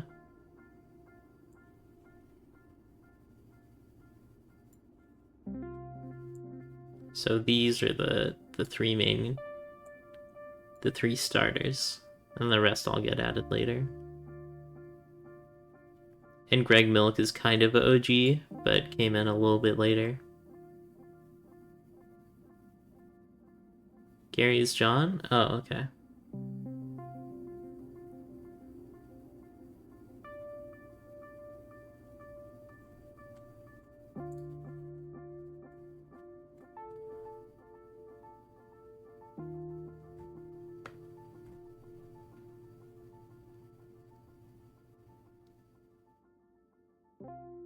Olive Chun is born. First known instance of the LX Star, company's bi-monthly newsletter. The level design contest from Block Koala would later have the results published in the October issue.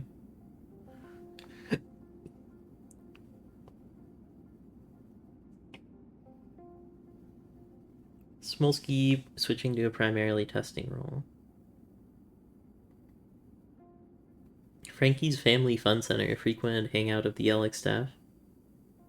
Origin of the villain Flamingus, the concept for Golfaria, as well as the plush Waldorf originates from. Shane North is brought on. First game in the Campanella series, and UFO Soft's greatest success release.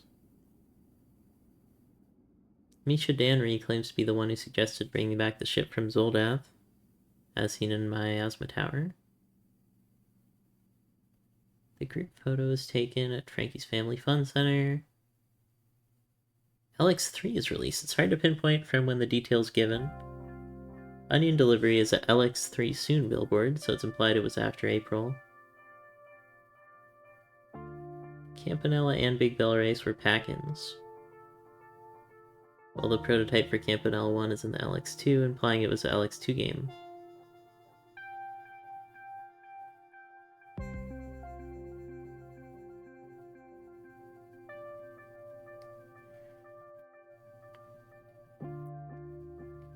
I don't care too much about this unclear time frame part.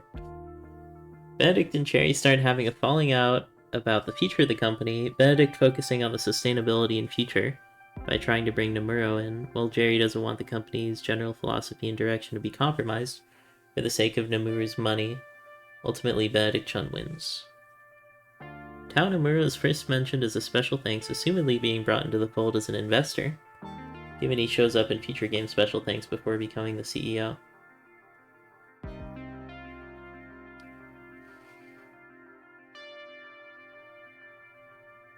Company rebrands to UFO Soft, which starts the advertisements from Miasma Tower.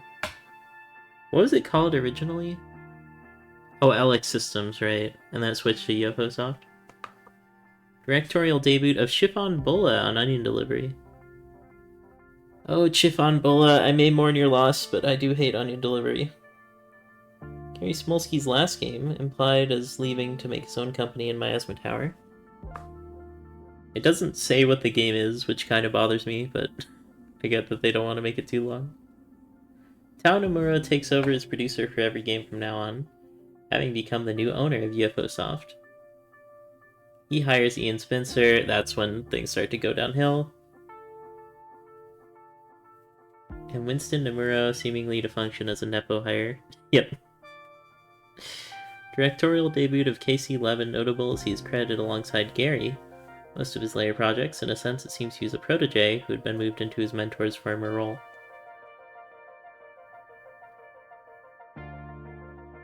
Mention of technical and developmental challenges on Danger, as well as Rock On in April. Losing Jerry, lead programmer and Alex Hardware Whiz, alongside the changing company culture, having an impact on development of games, discontent starts to brew here among staff. Move to the current UFO Soft offices, as depicted in Miasma Tower, take place. This accelerates the shift between dormitories and necessities being on site and severing the connection to nearby locations. Frankie's, Big Burgers, etc. that previously were at the core. First mention of the Nomura Collection, the collection of ancient games that Nomura holds within the UFO Soft offices. Carla Zhao is brought in as accountant. They were really working that long without an accountant, huh? Maybe that's why it's so scuffed financially. Beginning of the end for UFO Soft, 8 total testers are brought in between the next 4 games, only 2 staying on staff as a tester. Delia Pace and Faiz Hanek, respectively. Notable among the squad is 10 Merzbach. Their connection to Merzbach preservation is unclear. If they're the owner, simply one of the family members who the company is owned by / named after.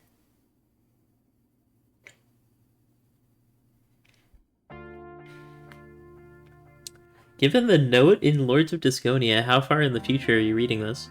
The staff likely knew to a degree their games weren't seeing release and were going straight into Nomura's collection. Wait, so every game after 1988 was not released? Who needs an account when you're not selling any game? What?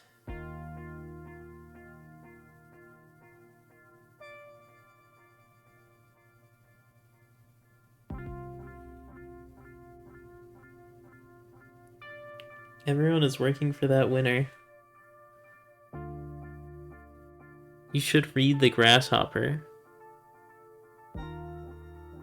You're speaking like an NPC right now. You should read The Grasshopper.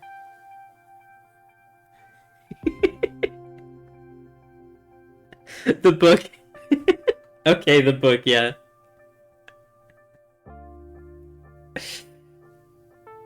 If a secret you wish to find, you then must open the blind. Anyways, this is where they stop making games, but they still have to make games, but they aren't allowed to release games. Would you rather have infinite games but no games? Or infinite games but infinite games?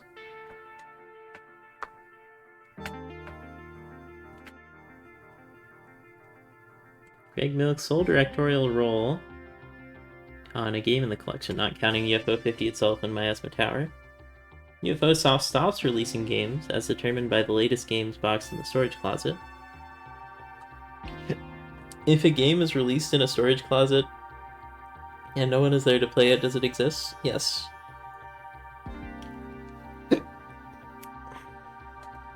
Sometime mid-1988 to 1989, UFO Soft stops releasing games. Focus shifts over to the UFO 50 collection, which Greg is assigned to, and ongoing work for Merzback Preservation Industries.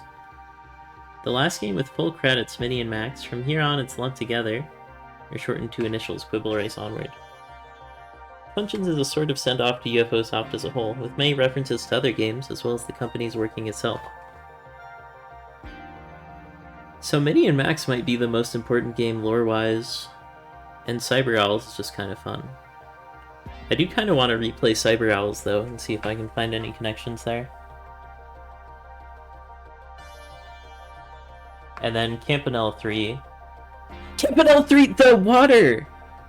The water in Campanelle 3 that floods Zoldath.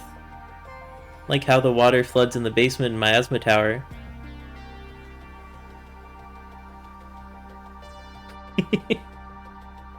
Yep. Oh man, there's so many connections. I could make a Charlie Day board where I have a bunch of things. Everything is represented in the games, I'm telling you. Alright. Alright, let's keep reading. When Miasma Tower is set the previous Friday, Cyber Owls was finished and celebrated as the 50th UFO Soft release. 3 games are in progress alongside UFO 50 and Miasma Tower. Cyber Owls, alongside a comic book, is being released to at least Vanna and Joe Servo. The entire back half of this stock is all the Easter eggs, so if you want to find them yourself, don't read too far into Appendix 3. I think I'm probably going to read it anyways. Because I'm curious. I don't think I'll ever find, like, that one tree in Golfaria that looks the same as every other tree that you bump into. Or the... It's like one tile in Block Koalas on the top right. Plus, even if I saw them, I probably won't remember. So I kind of want to go crazy and read all of this. Alright, anyways, all that stuff is released. This is the end of UFO 50. Lynn and Detective Crom call asking about Chiffon Bola. Benedict Chum, presumably informed by either Greg or looking around the office about MPI, worries if their work will ever see release. Or if any of it has a point. The UFO Companion is printed, presumably to go either with UFO 50 or via modern incarnation of the LX Star. Given Nomura's lean, I assume the former. Mossmouth finds UFO 50 in the LX3 alongside a bevy of UFO soft cultural artifacts within a storage unit numbered 229. Work begins on restoring and preserving it. First known instance of work on preserving UFO 50. Release of the preserved UFO 50 by Mossmouth. And 2039... No way! I thought in 2039 they would just release another 50 games, but it would actually be every game from 5 different game companies. Oh my gosh. Maybe it'll be like UFO 40 and there'll be 10 games per company. And then 10 more unreleased games from UFO Soft. And that way it could go to 50. Oh man, put me in a... Freeze me. Cryogenically freeze me until 2039. You can't imagine them holding themselves to this, but I want to be wrong. That would be... 15, 16 years from now?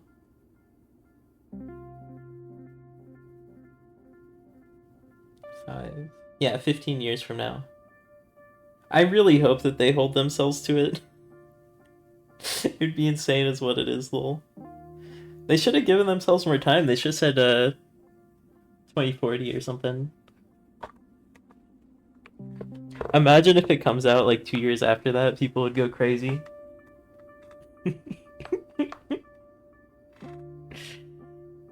Wait, so it was announced 2018, it was 6 years late. So 6 years after this would be 2045. So I guarantee you, if you're still watching me in 2045 and UFO 100 comes out, I will play it. Or UFO 52. Oh man, meta message screenshots. The 5 guys that know the lore would go crazy. Actually, everyone that watches this video, once it's on YouTube, will know the lore. / this stream. You're witnessing history, Zyber and Jimmy Trash. My Twitch chat.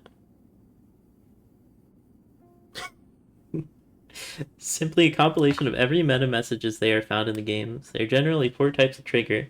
Stand in a specific spot, occasionally with additional conditions. Example, warp tank, block wall, camouflage, which is being a log colored. Wait a long time. Example, hotfoot. Play a game in a non-standard or difficult way. Hyper contender hardest mode with Donkus's 2-player color. Open the terminal and use read PGXX. What the hell is all this? Okay. Get the skull to appear on the opening screen to see loungewear rocks. I'm gonna read all this. Push a devolved bug into a pit. Hold right for a time on the job select screen. Chandan's wedding, 1982, it begins. He is no ninja. Gary's the best programmer. Hell yeah, brother.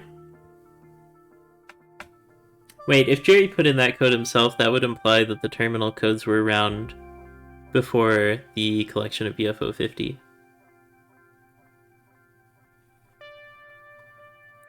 Walk around without collecting oppies for around 25 seconds to see I Love Jessica. Aww. The Milkman was here. Milkman! Are you in my chat? There's someone that watches me that is called Milkman. They're the top gifter from gifting 10 subs like years ago. Jerry laid an egg.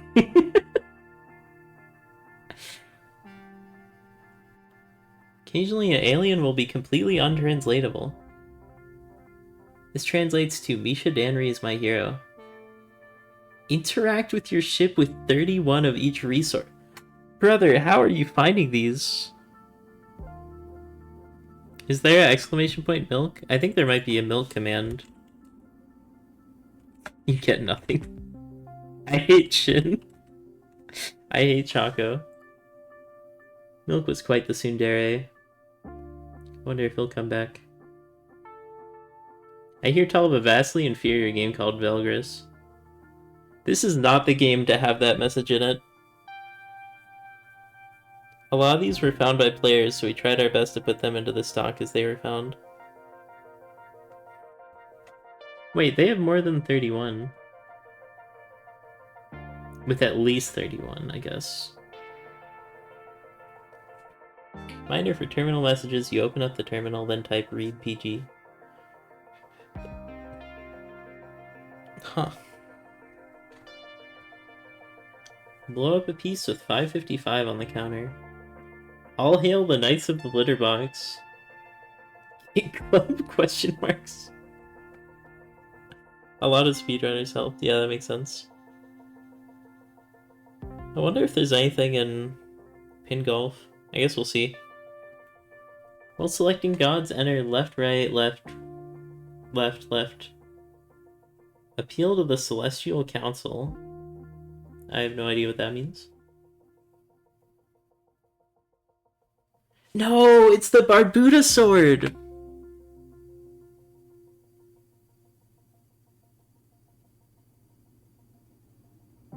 Rip Barbuda Knight, I guess. Or maybe the knight put down the sword and decided to become a farmer in Avianos. In 2-player mode, bounce on your partner's heads 3 times in a row. Chime will sound. Message will read loungewear forever. Oh wow, it's so hard to see. Who took my quarter? Oh. Because it's the arcadey game. Greg me with a spoon. I forgot about that one. I did see that before though. Wow. It's like gag me with a spoon. It also references the spoon from Miasma Tower / Night Manor. Why is Greg Milk so obsessed with spoons? Don't question the Benedictator. Make yourself log-colored, then stand in the spot. Bobby was here. Body was here. No! Does it say Body or Bobby? Greg is a bit of a slob. He eats a lot and is self-conscious about it. Me when there's an empty box of donuts. That says Bobby, aka Bobby Smelsky. Okay. If it said Body was here, that would be a very different connotation. Possibly the cat? Patterns match Lancelot. Wow. He's AFK at the start. This tree says, welcome to the team, Esther Mac. Big bell race. I'm so tired. Dang. Who do you think said that? I guess whoever directed Campanella 2 / Bell Race, because they're kind of the same game. Herb Tank landed this spot to see, have you ever heard of the Pigman? Aw, you were born in a claw machine. The Big Bell one is funny, because it talks about how it was made in 2 weeks, so the message is a callback to that. Yeah. Big Bell Race does feel kind of thrown in. It only has 8 race tracks. Shout out to Frankie's Family Fun Center. Poor ye terminal message. Get it together, Greg. Poor Greg. Kiss me, Misha. Aw. We miss you, Cy Finley. Who is Cy Finley?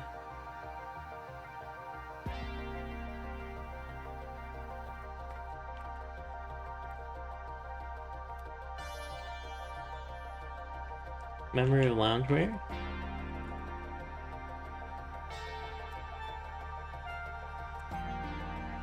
Oh, I guess that's the only mention of it. Pigman is real. We're about here. Interact with this spot in the 3rd row to trigger the hidden message. Wait, what? Those are the real names they were based off? Oh my gosh, Party House Secret is huge then. Mr. N is a parasite. That's gotta be Nomura. It's a neat one. I'm going to kick Opie off the table.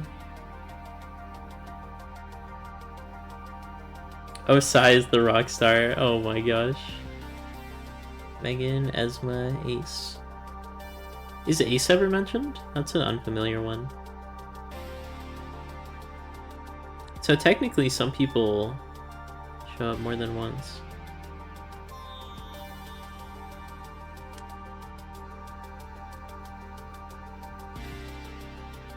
For applicable guests, their friends and family. Oh, that would make sense, yeah. So that's what Lynn looks like. Oh, Lynn is the photographer, so that's why their car was at the UFO soft offices. And they were calling and crying and trying to figure out what was going on. Poor Lynn.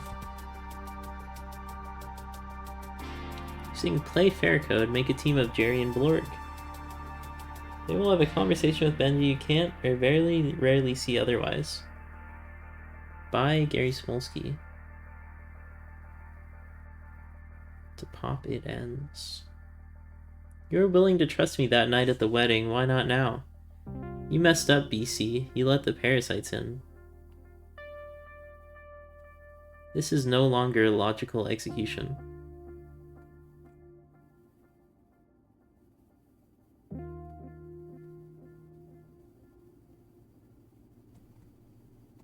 Whoa, this one's a big one.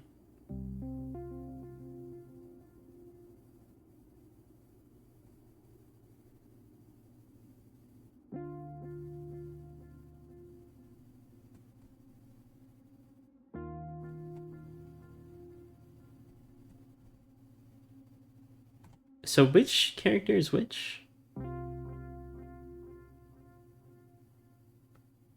Oh, logical execution is the thing that Alex was standing for, yeah. Huh. By Gary Smolsky. Rose Steakhouse, 1986 it ends. Dang, losing Jerry. That's rough.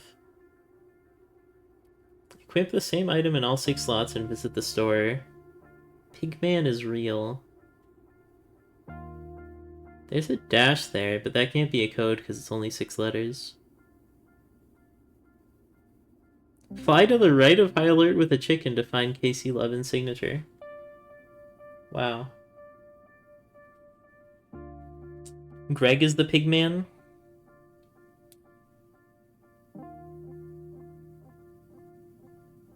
Oh, you think this is Benedict Chun being salty? Maybe. I fear the entire base is spinning out of control. Oh, I did find this one. This one's a neat secret.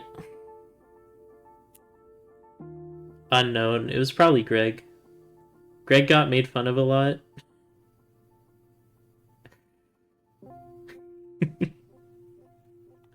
Keep messing up Greg and Jerry because their names are so similar. They call him Milk Tongue. And he chewed that spoon.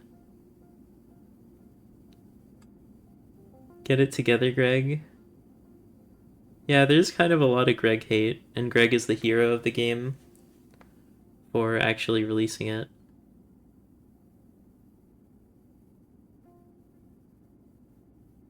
Oh yeah, I already read this Rock on Island thing, but I'll read it again. There used to be more of us, but our friend left because of a disagreement, which is referring to Jerry Smolsky. Tired of constantly collecting firewood, I just want to tell stories around the flames. People can be small-minded sometimes. It's not easy to survive on this island, you have to make tough decisions. Pigman was with us all along? That's some real creepypasta shit right there, wow. And it probably scrolls Pigman was with us all along. Oh, man. So they call Greg a pigman and won't let him direct? This company is a bunch of assholes. Get to 0 lives, highlight bomber, and press up. Our last chance for success, did I blow it all up? That might be Benedict feeling sad about Jerry leaving. That's my interpretation. And the pigman looked at me with blood... with bloody eyes. Hyper-realistic blood. Nice sweat stains, Ian Stinker. Buy 3 price-hiked items in 1 game. Nomura bucks will set you free. Oh, that's making fun of the bed and the showers at the company. Shoot the otter NPC for about 100 seconds to pop up Mega Bell. Alright, I have to see what Mega Bell does.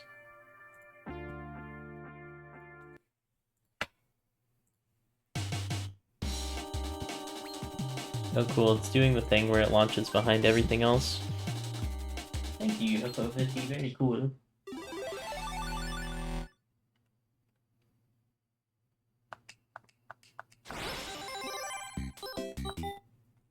What was the code again? Mega Bell.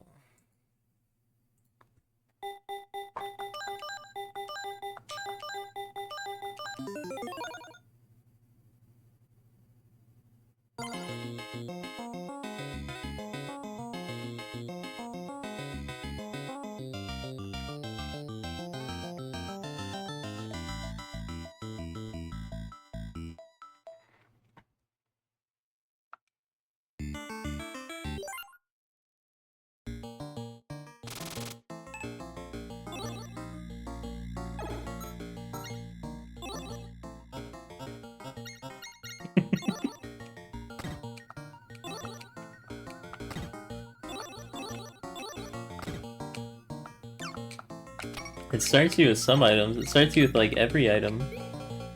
A good way to practice the game. Interesting.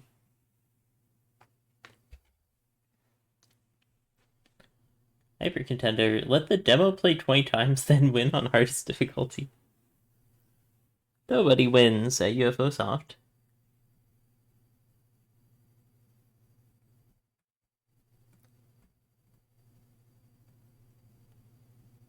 Pitmaster's twin son. The real villain of UFO 50 is nepotism.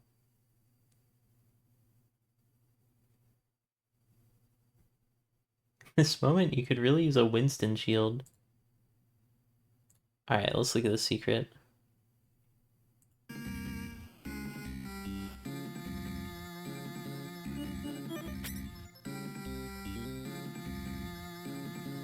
Thank you, Animal Wall fan. Makes sense that Animal Wall fan would find that. Winston shield.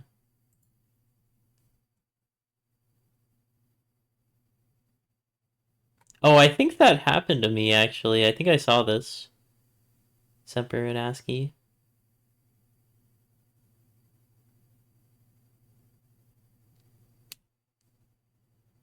We're all insects now.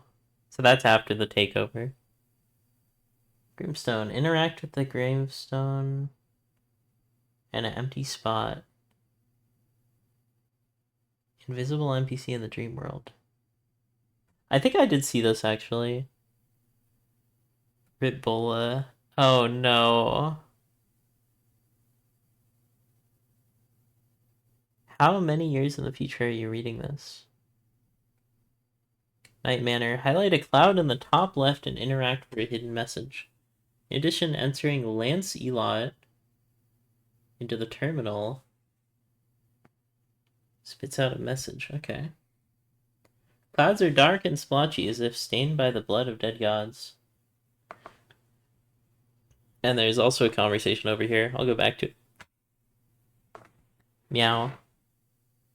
Oh, Lancelot, because that's the office cat. So true. Slideshow. Balls could cop, they keep their damn mouths shut. I think I might have seen that one. God's Blood is the cancelled game. Yeah, I know. Greg put it in his game. Oh, yeah, that's probably what it means. Presumably because he felt bad. Yeah, poor Chiffon Bola. Bring a combatant. Oh, that's how you get it there. You just bring it with you. To a blue Moldock underneath a woodblock in the house struts. Your video guide, check here. Oh, combatant secret level at the bottom of the map. That's so cute. Namuru's Way. Oh, I think I did this one. Wait, how did they get up there? This next mission is completely unnecessary, but we choose to face it anyway. Life is all about the obstacles we choose for ourselves. That's the secret. The wall is invisible. Is this where you interact with it from? I don't know if I did that. I think I might have.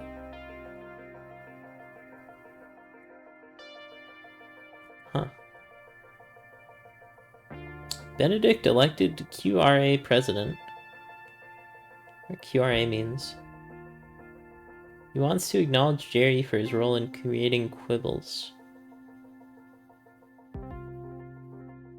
Doesn't count towards the toll, which is why the commander says it's unnecessary. Yeah, I did get the cherry. I don't know if I played that. And I kind of don't want to go back to play it, although I'm curious. Because Combatants is kind of a bad game. SN loves JA.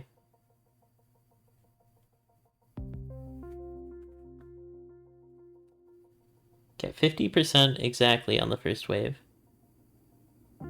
Holding down the delete key will allow you to play 50 hidden minigames with the second. Player controls. One day work will end. Hey pilot, be careful out there. Is there really 50 minigames in Campanelle 3?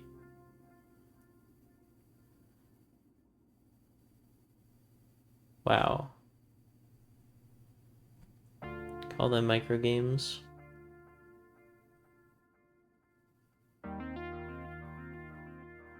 Oh, this is a reference to Miasma Tower.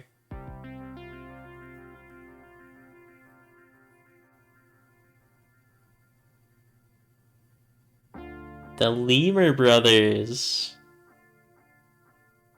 Oh my gosh, the connections.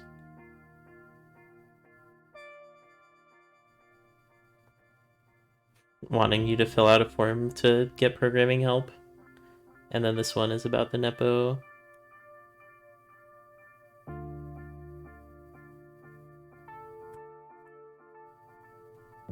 Huh.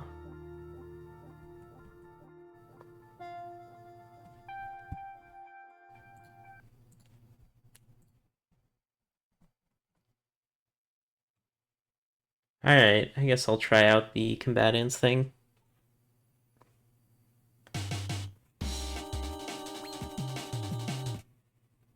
Mossmouth really wrote out a very well-developed and cohesive story with the lore. It's great. That's why I like it so much. Yeah, it is pretty great.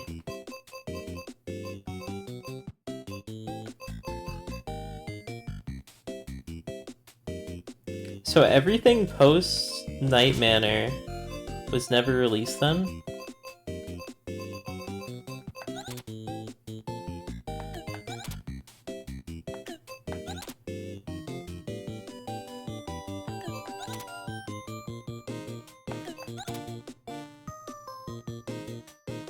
Also, this reads very, sarcastically. Doing all the cool secret stuff before even beating Onion Delivery. None of these games were ever released in any major capacity. Well, it makes sense for the first few to not have been released in major capacity, considering Barbuda shouldn't even exist. They were all shared with friends and family first or very locally.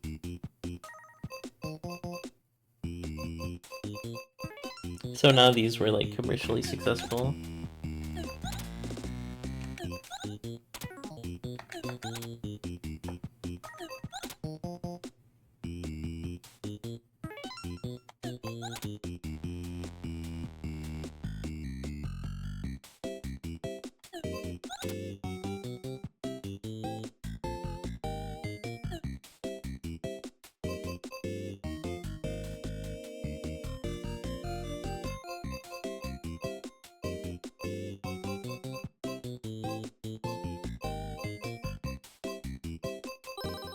Huh.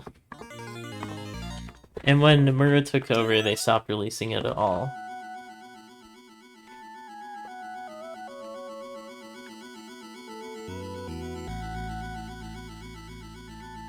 As much as I don't like combatants, the main hub area is very charming. Things like that tell me the game's never had official releases in stores.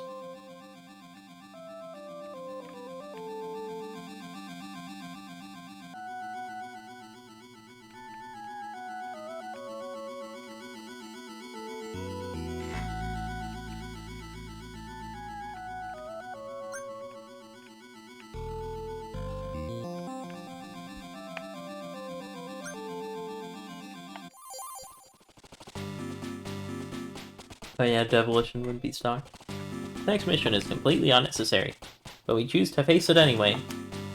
Life is all about the obstacles we choose for ourselves.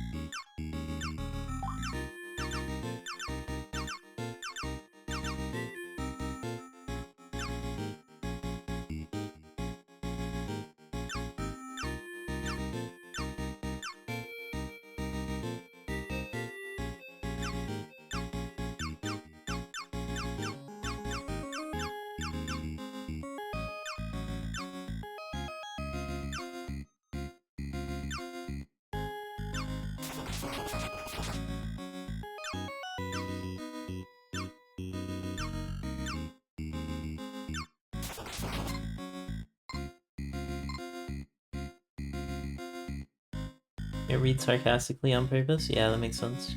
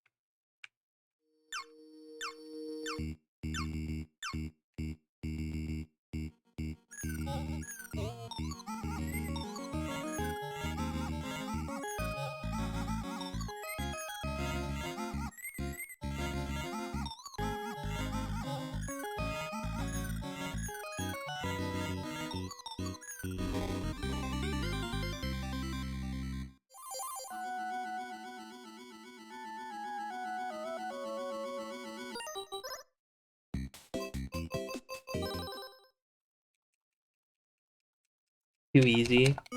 Yeah, I played a lot of the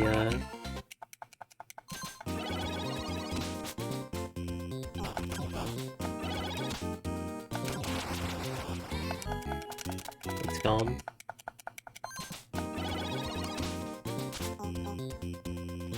Played a lot of Combatants, but I also watched the speedrun of it, of the Gold and Cherry.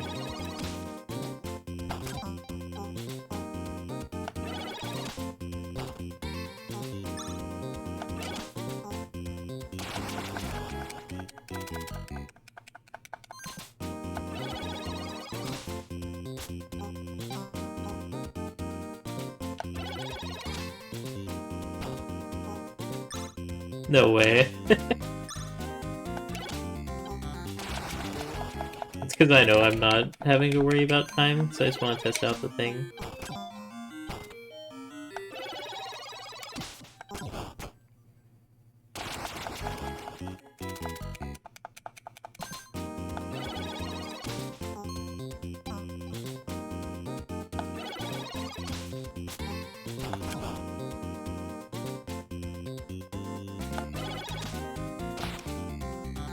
Oh, I mistimed that.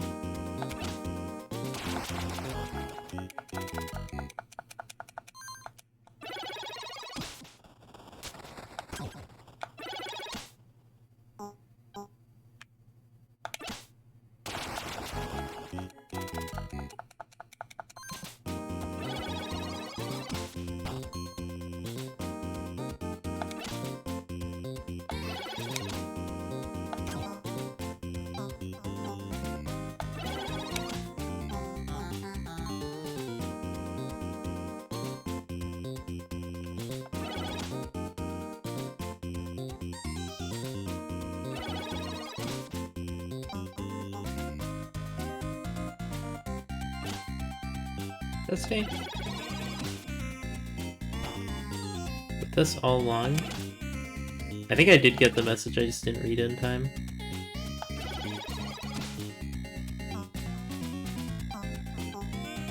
Do you see it? I saw it.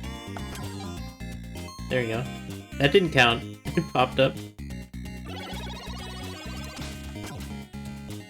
Oh my gosh, they made this like so hard to get to.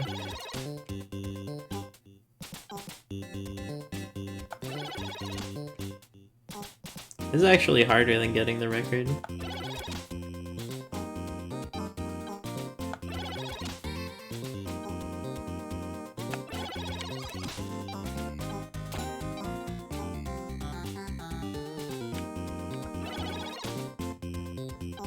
Read this, you big silly. I think I have to hit the bottom of it. Been here for 30 minutes. I have a video that would show you how. Pigman was with us all along. Man, it's so fast. That's crazy. You have to... It's on double speed.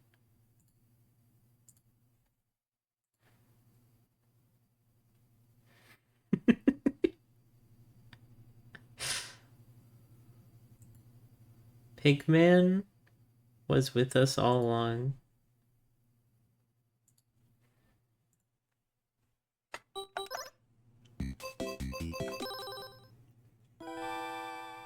Oh man, I hope I don't accidentally get record again.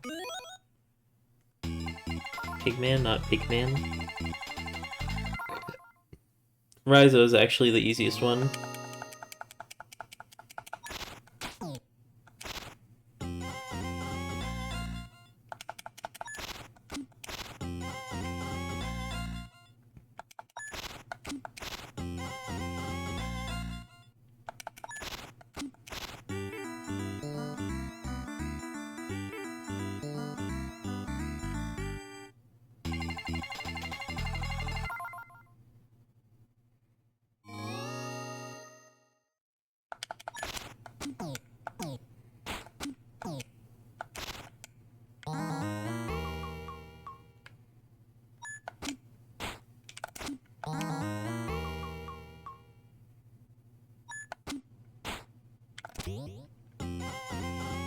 Wow, I actually saved that.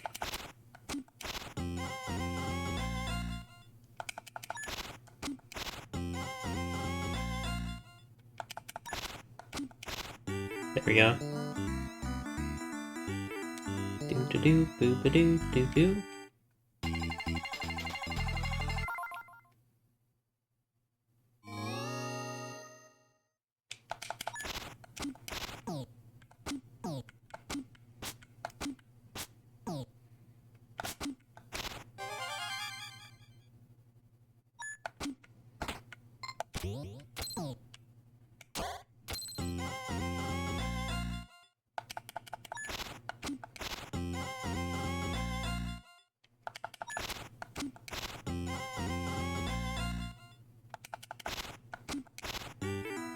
Doop-a-doo, doop-a-doo, doop-doo.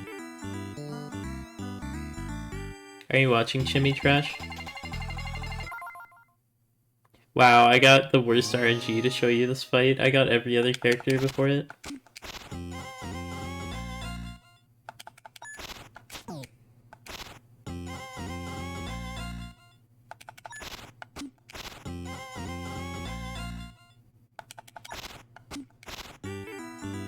Alright, I'll do the cheese once, and then I'll do it legit. Chimmy Trash. I don't know. Are you doing cheese, or are you playing it like normal?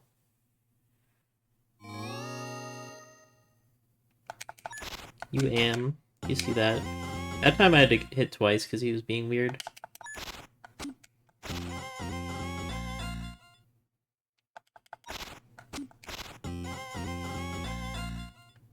Alright, I'll let him hit it.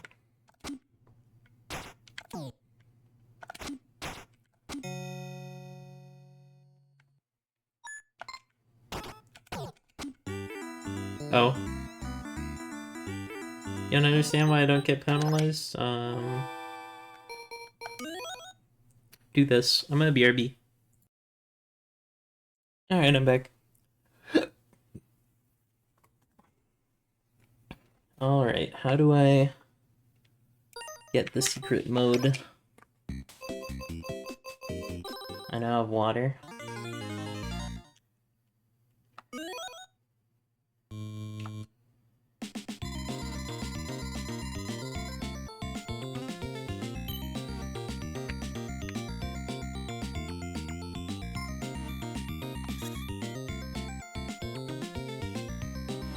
How do I select it?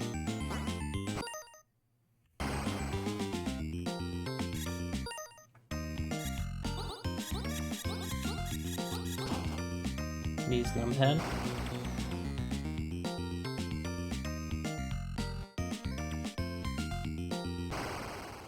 If you have a second controller, it's easier.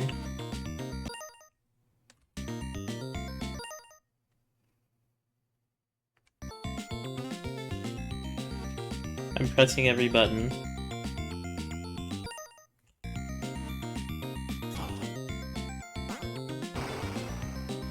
What button is it?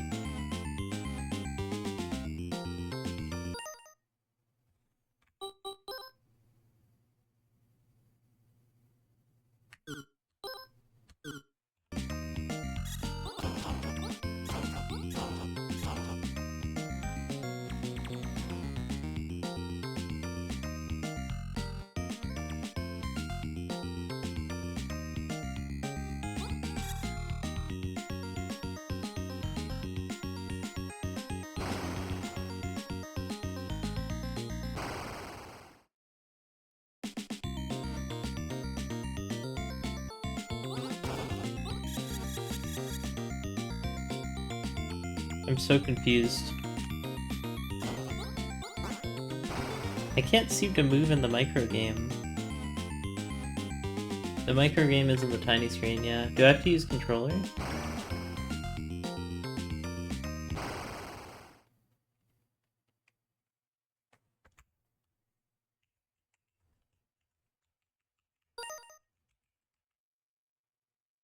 Do you have a TKL keyboard? No, I think I have a normal one. I'm using WASD and arrow keys. 10 keyless.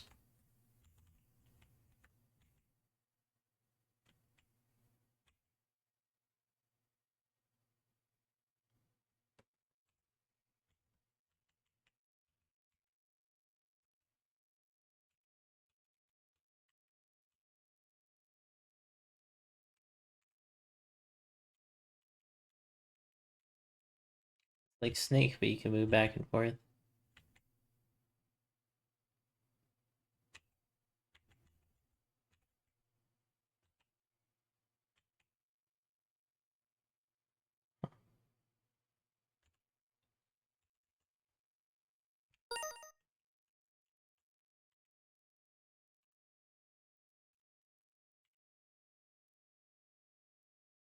Huh. So I want to collect that thing, but I also kind of don't.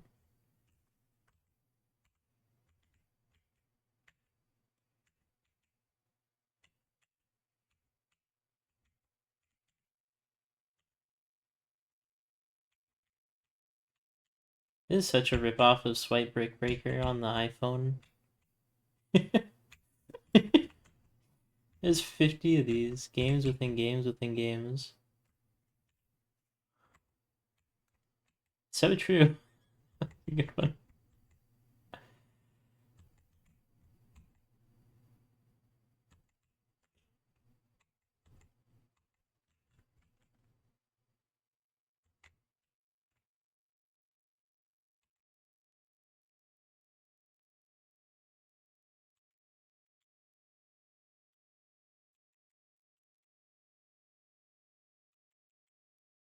Thanks, Thorsome. How the hell do you play this one?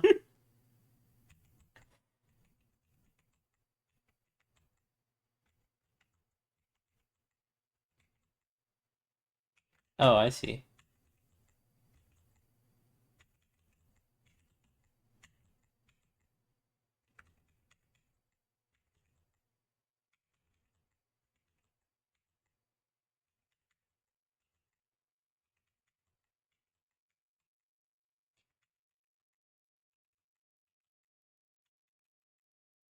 Easy.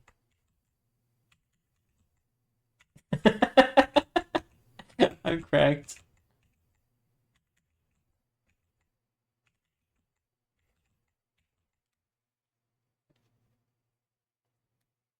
Does this game ever end?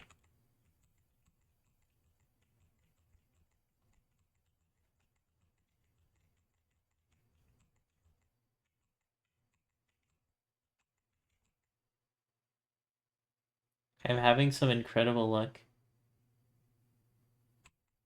You have 50 total uncovers, I think? Okay. So it does end at some point.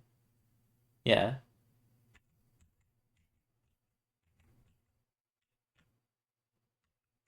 Dude, I love Sword.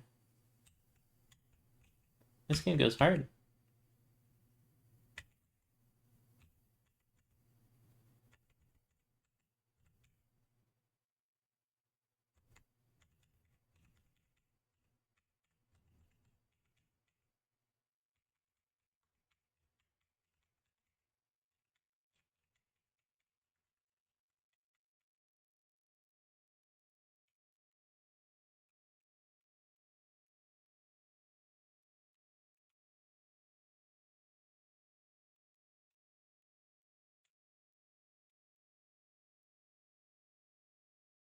Speedrun.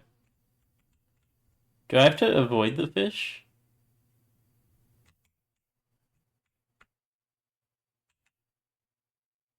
What the heck?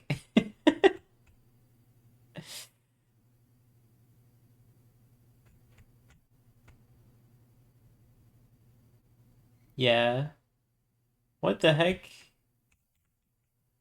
That's not how you fish.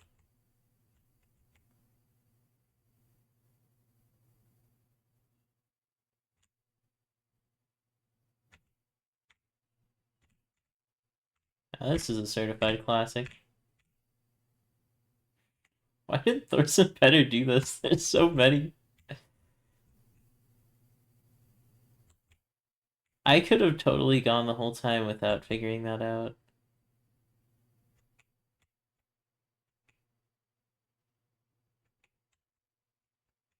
They put UFO 50 in UFO 50. That's so true.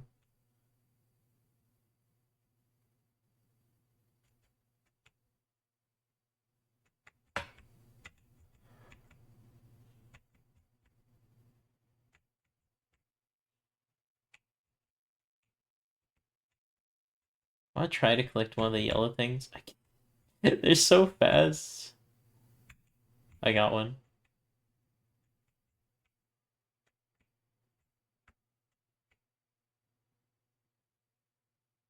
The joke is, those in the know, is that the joke game is actually UFO 105. What are the other four? This is cool, boss.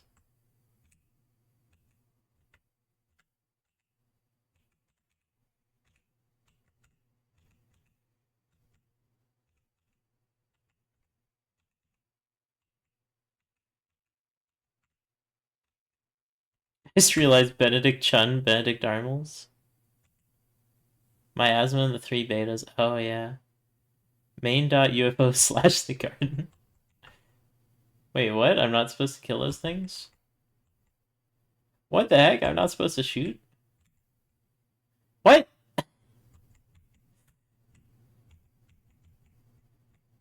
The sniper who isn't allowed to snipe. I think I'm supposed to kill the bird without hitting the rest of them. Whatever, that game sucks.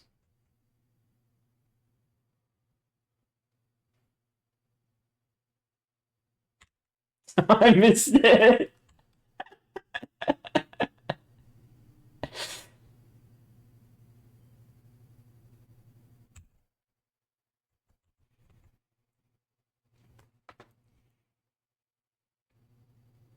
Is the garden really a game, though?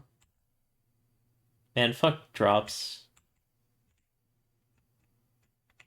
Oh my gosh, I have to dodge the DVD logo. Now this is Peem. His peak.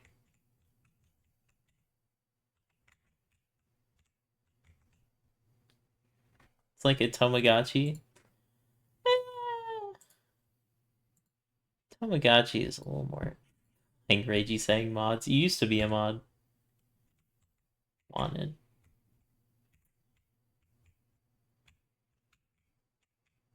Dead or alive. Do do do do do do do do do do do do do do do do do do ba da da da da da do do do do do. Games inside games inside games inside games. You're gonna toast your feet? What does that mean?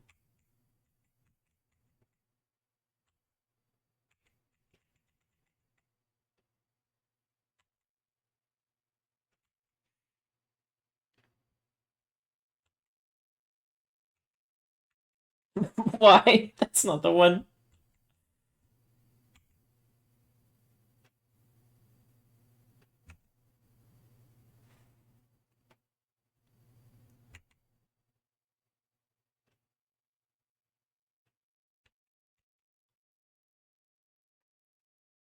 You're gonna cherry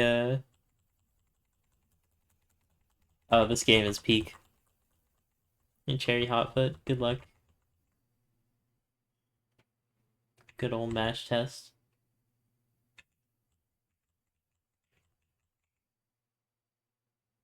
This is another thing where you have to memorize where hearts are.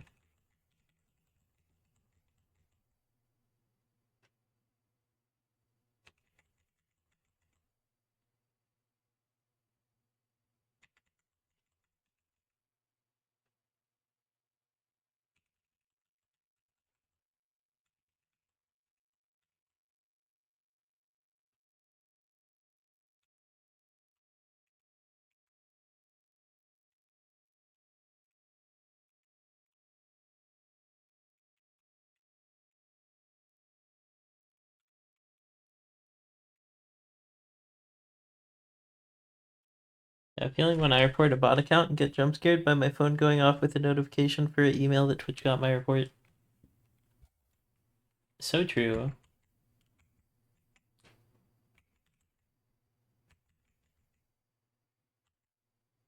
Got him. Ancient aliens, it's all true. I'm an expert just like you, and like you, I'm a genius before my time. Hogan's Alley? Is that a real thing? Hulk Hogan into Alley.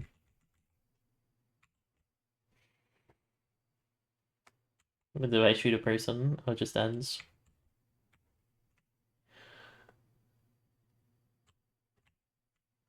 I'm so built different. NES Lycam game. Huh.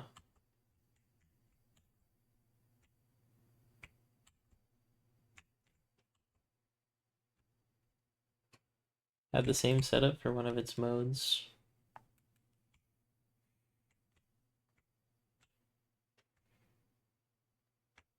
This one I'm not super into. Oh, I can kill the blocks in the wall. Kinda neat, I guess. Mimic.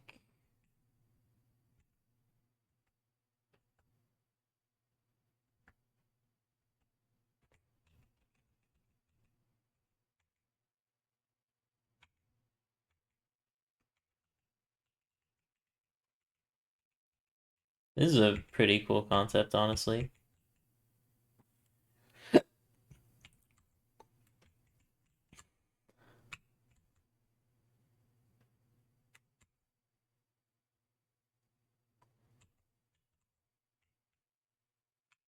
That's so fast. Huh? Probably to shoot, huh?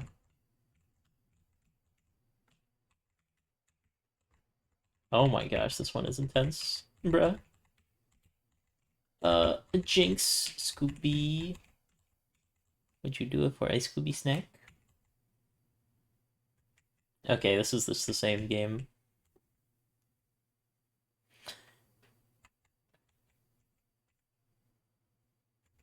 Okay, maybe this one's a little bit harder than the first one.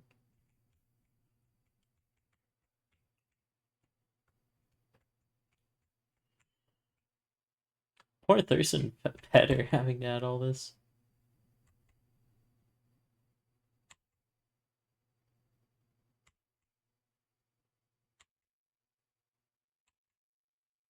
So you have to strike on the thing.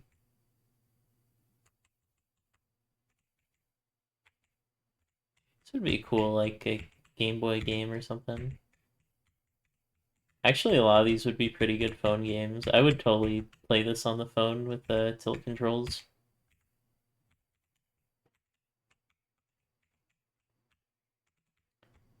No. Uh-oh.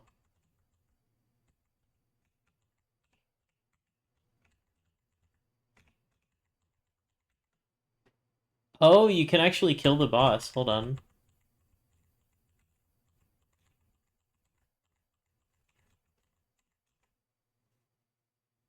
Eh,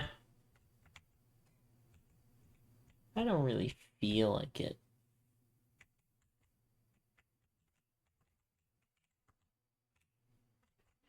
Okay, so there's no strafing in that one. Oh, this is okay,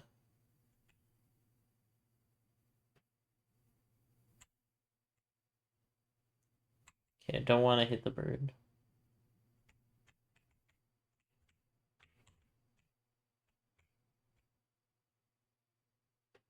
I think my goal is just to last for a while. It's like Hexagon.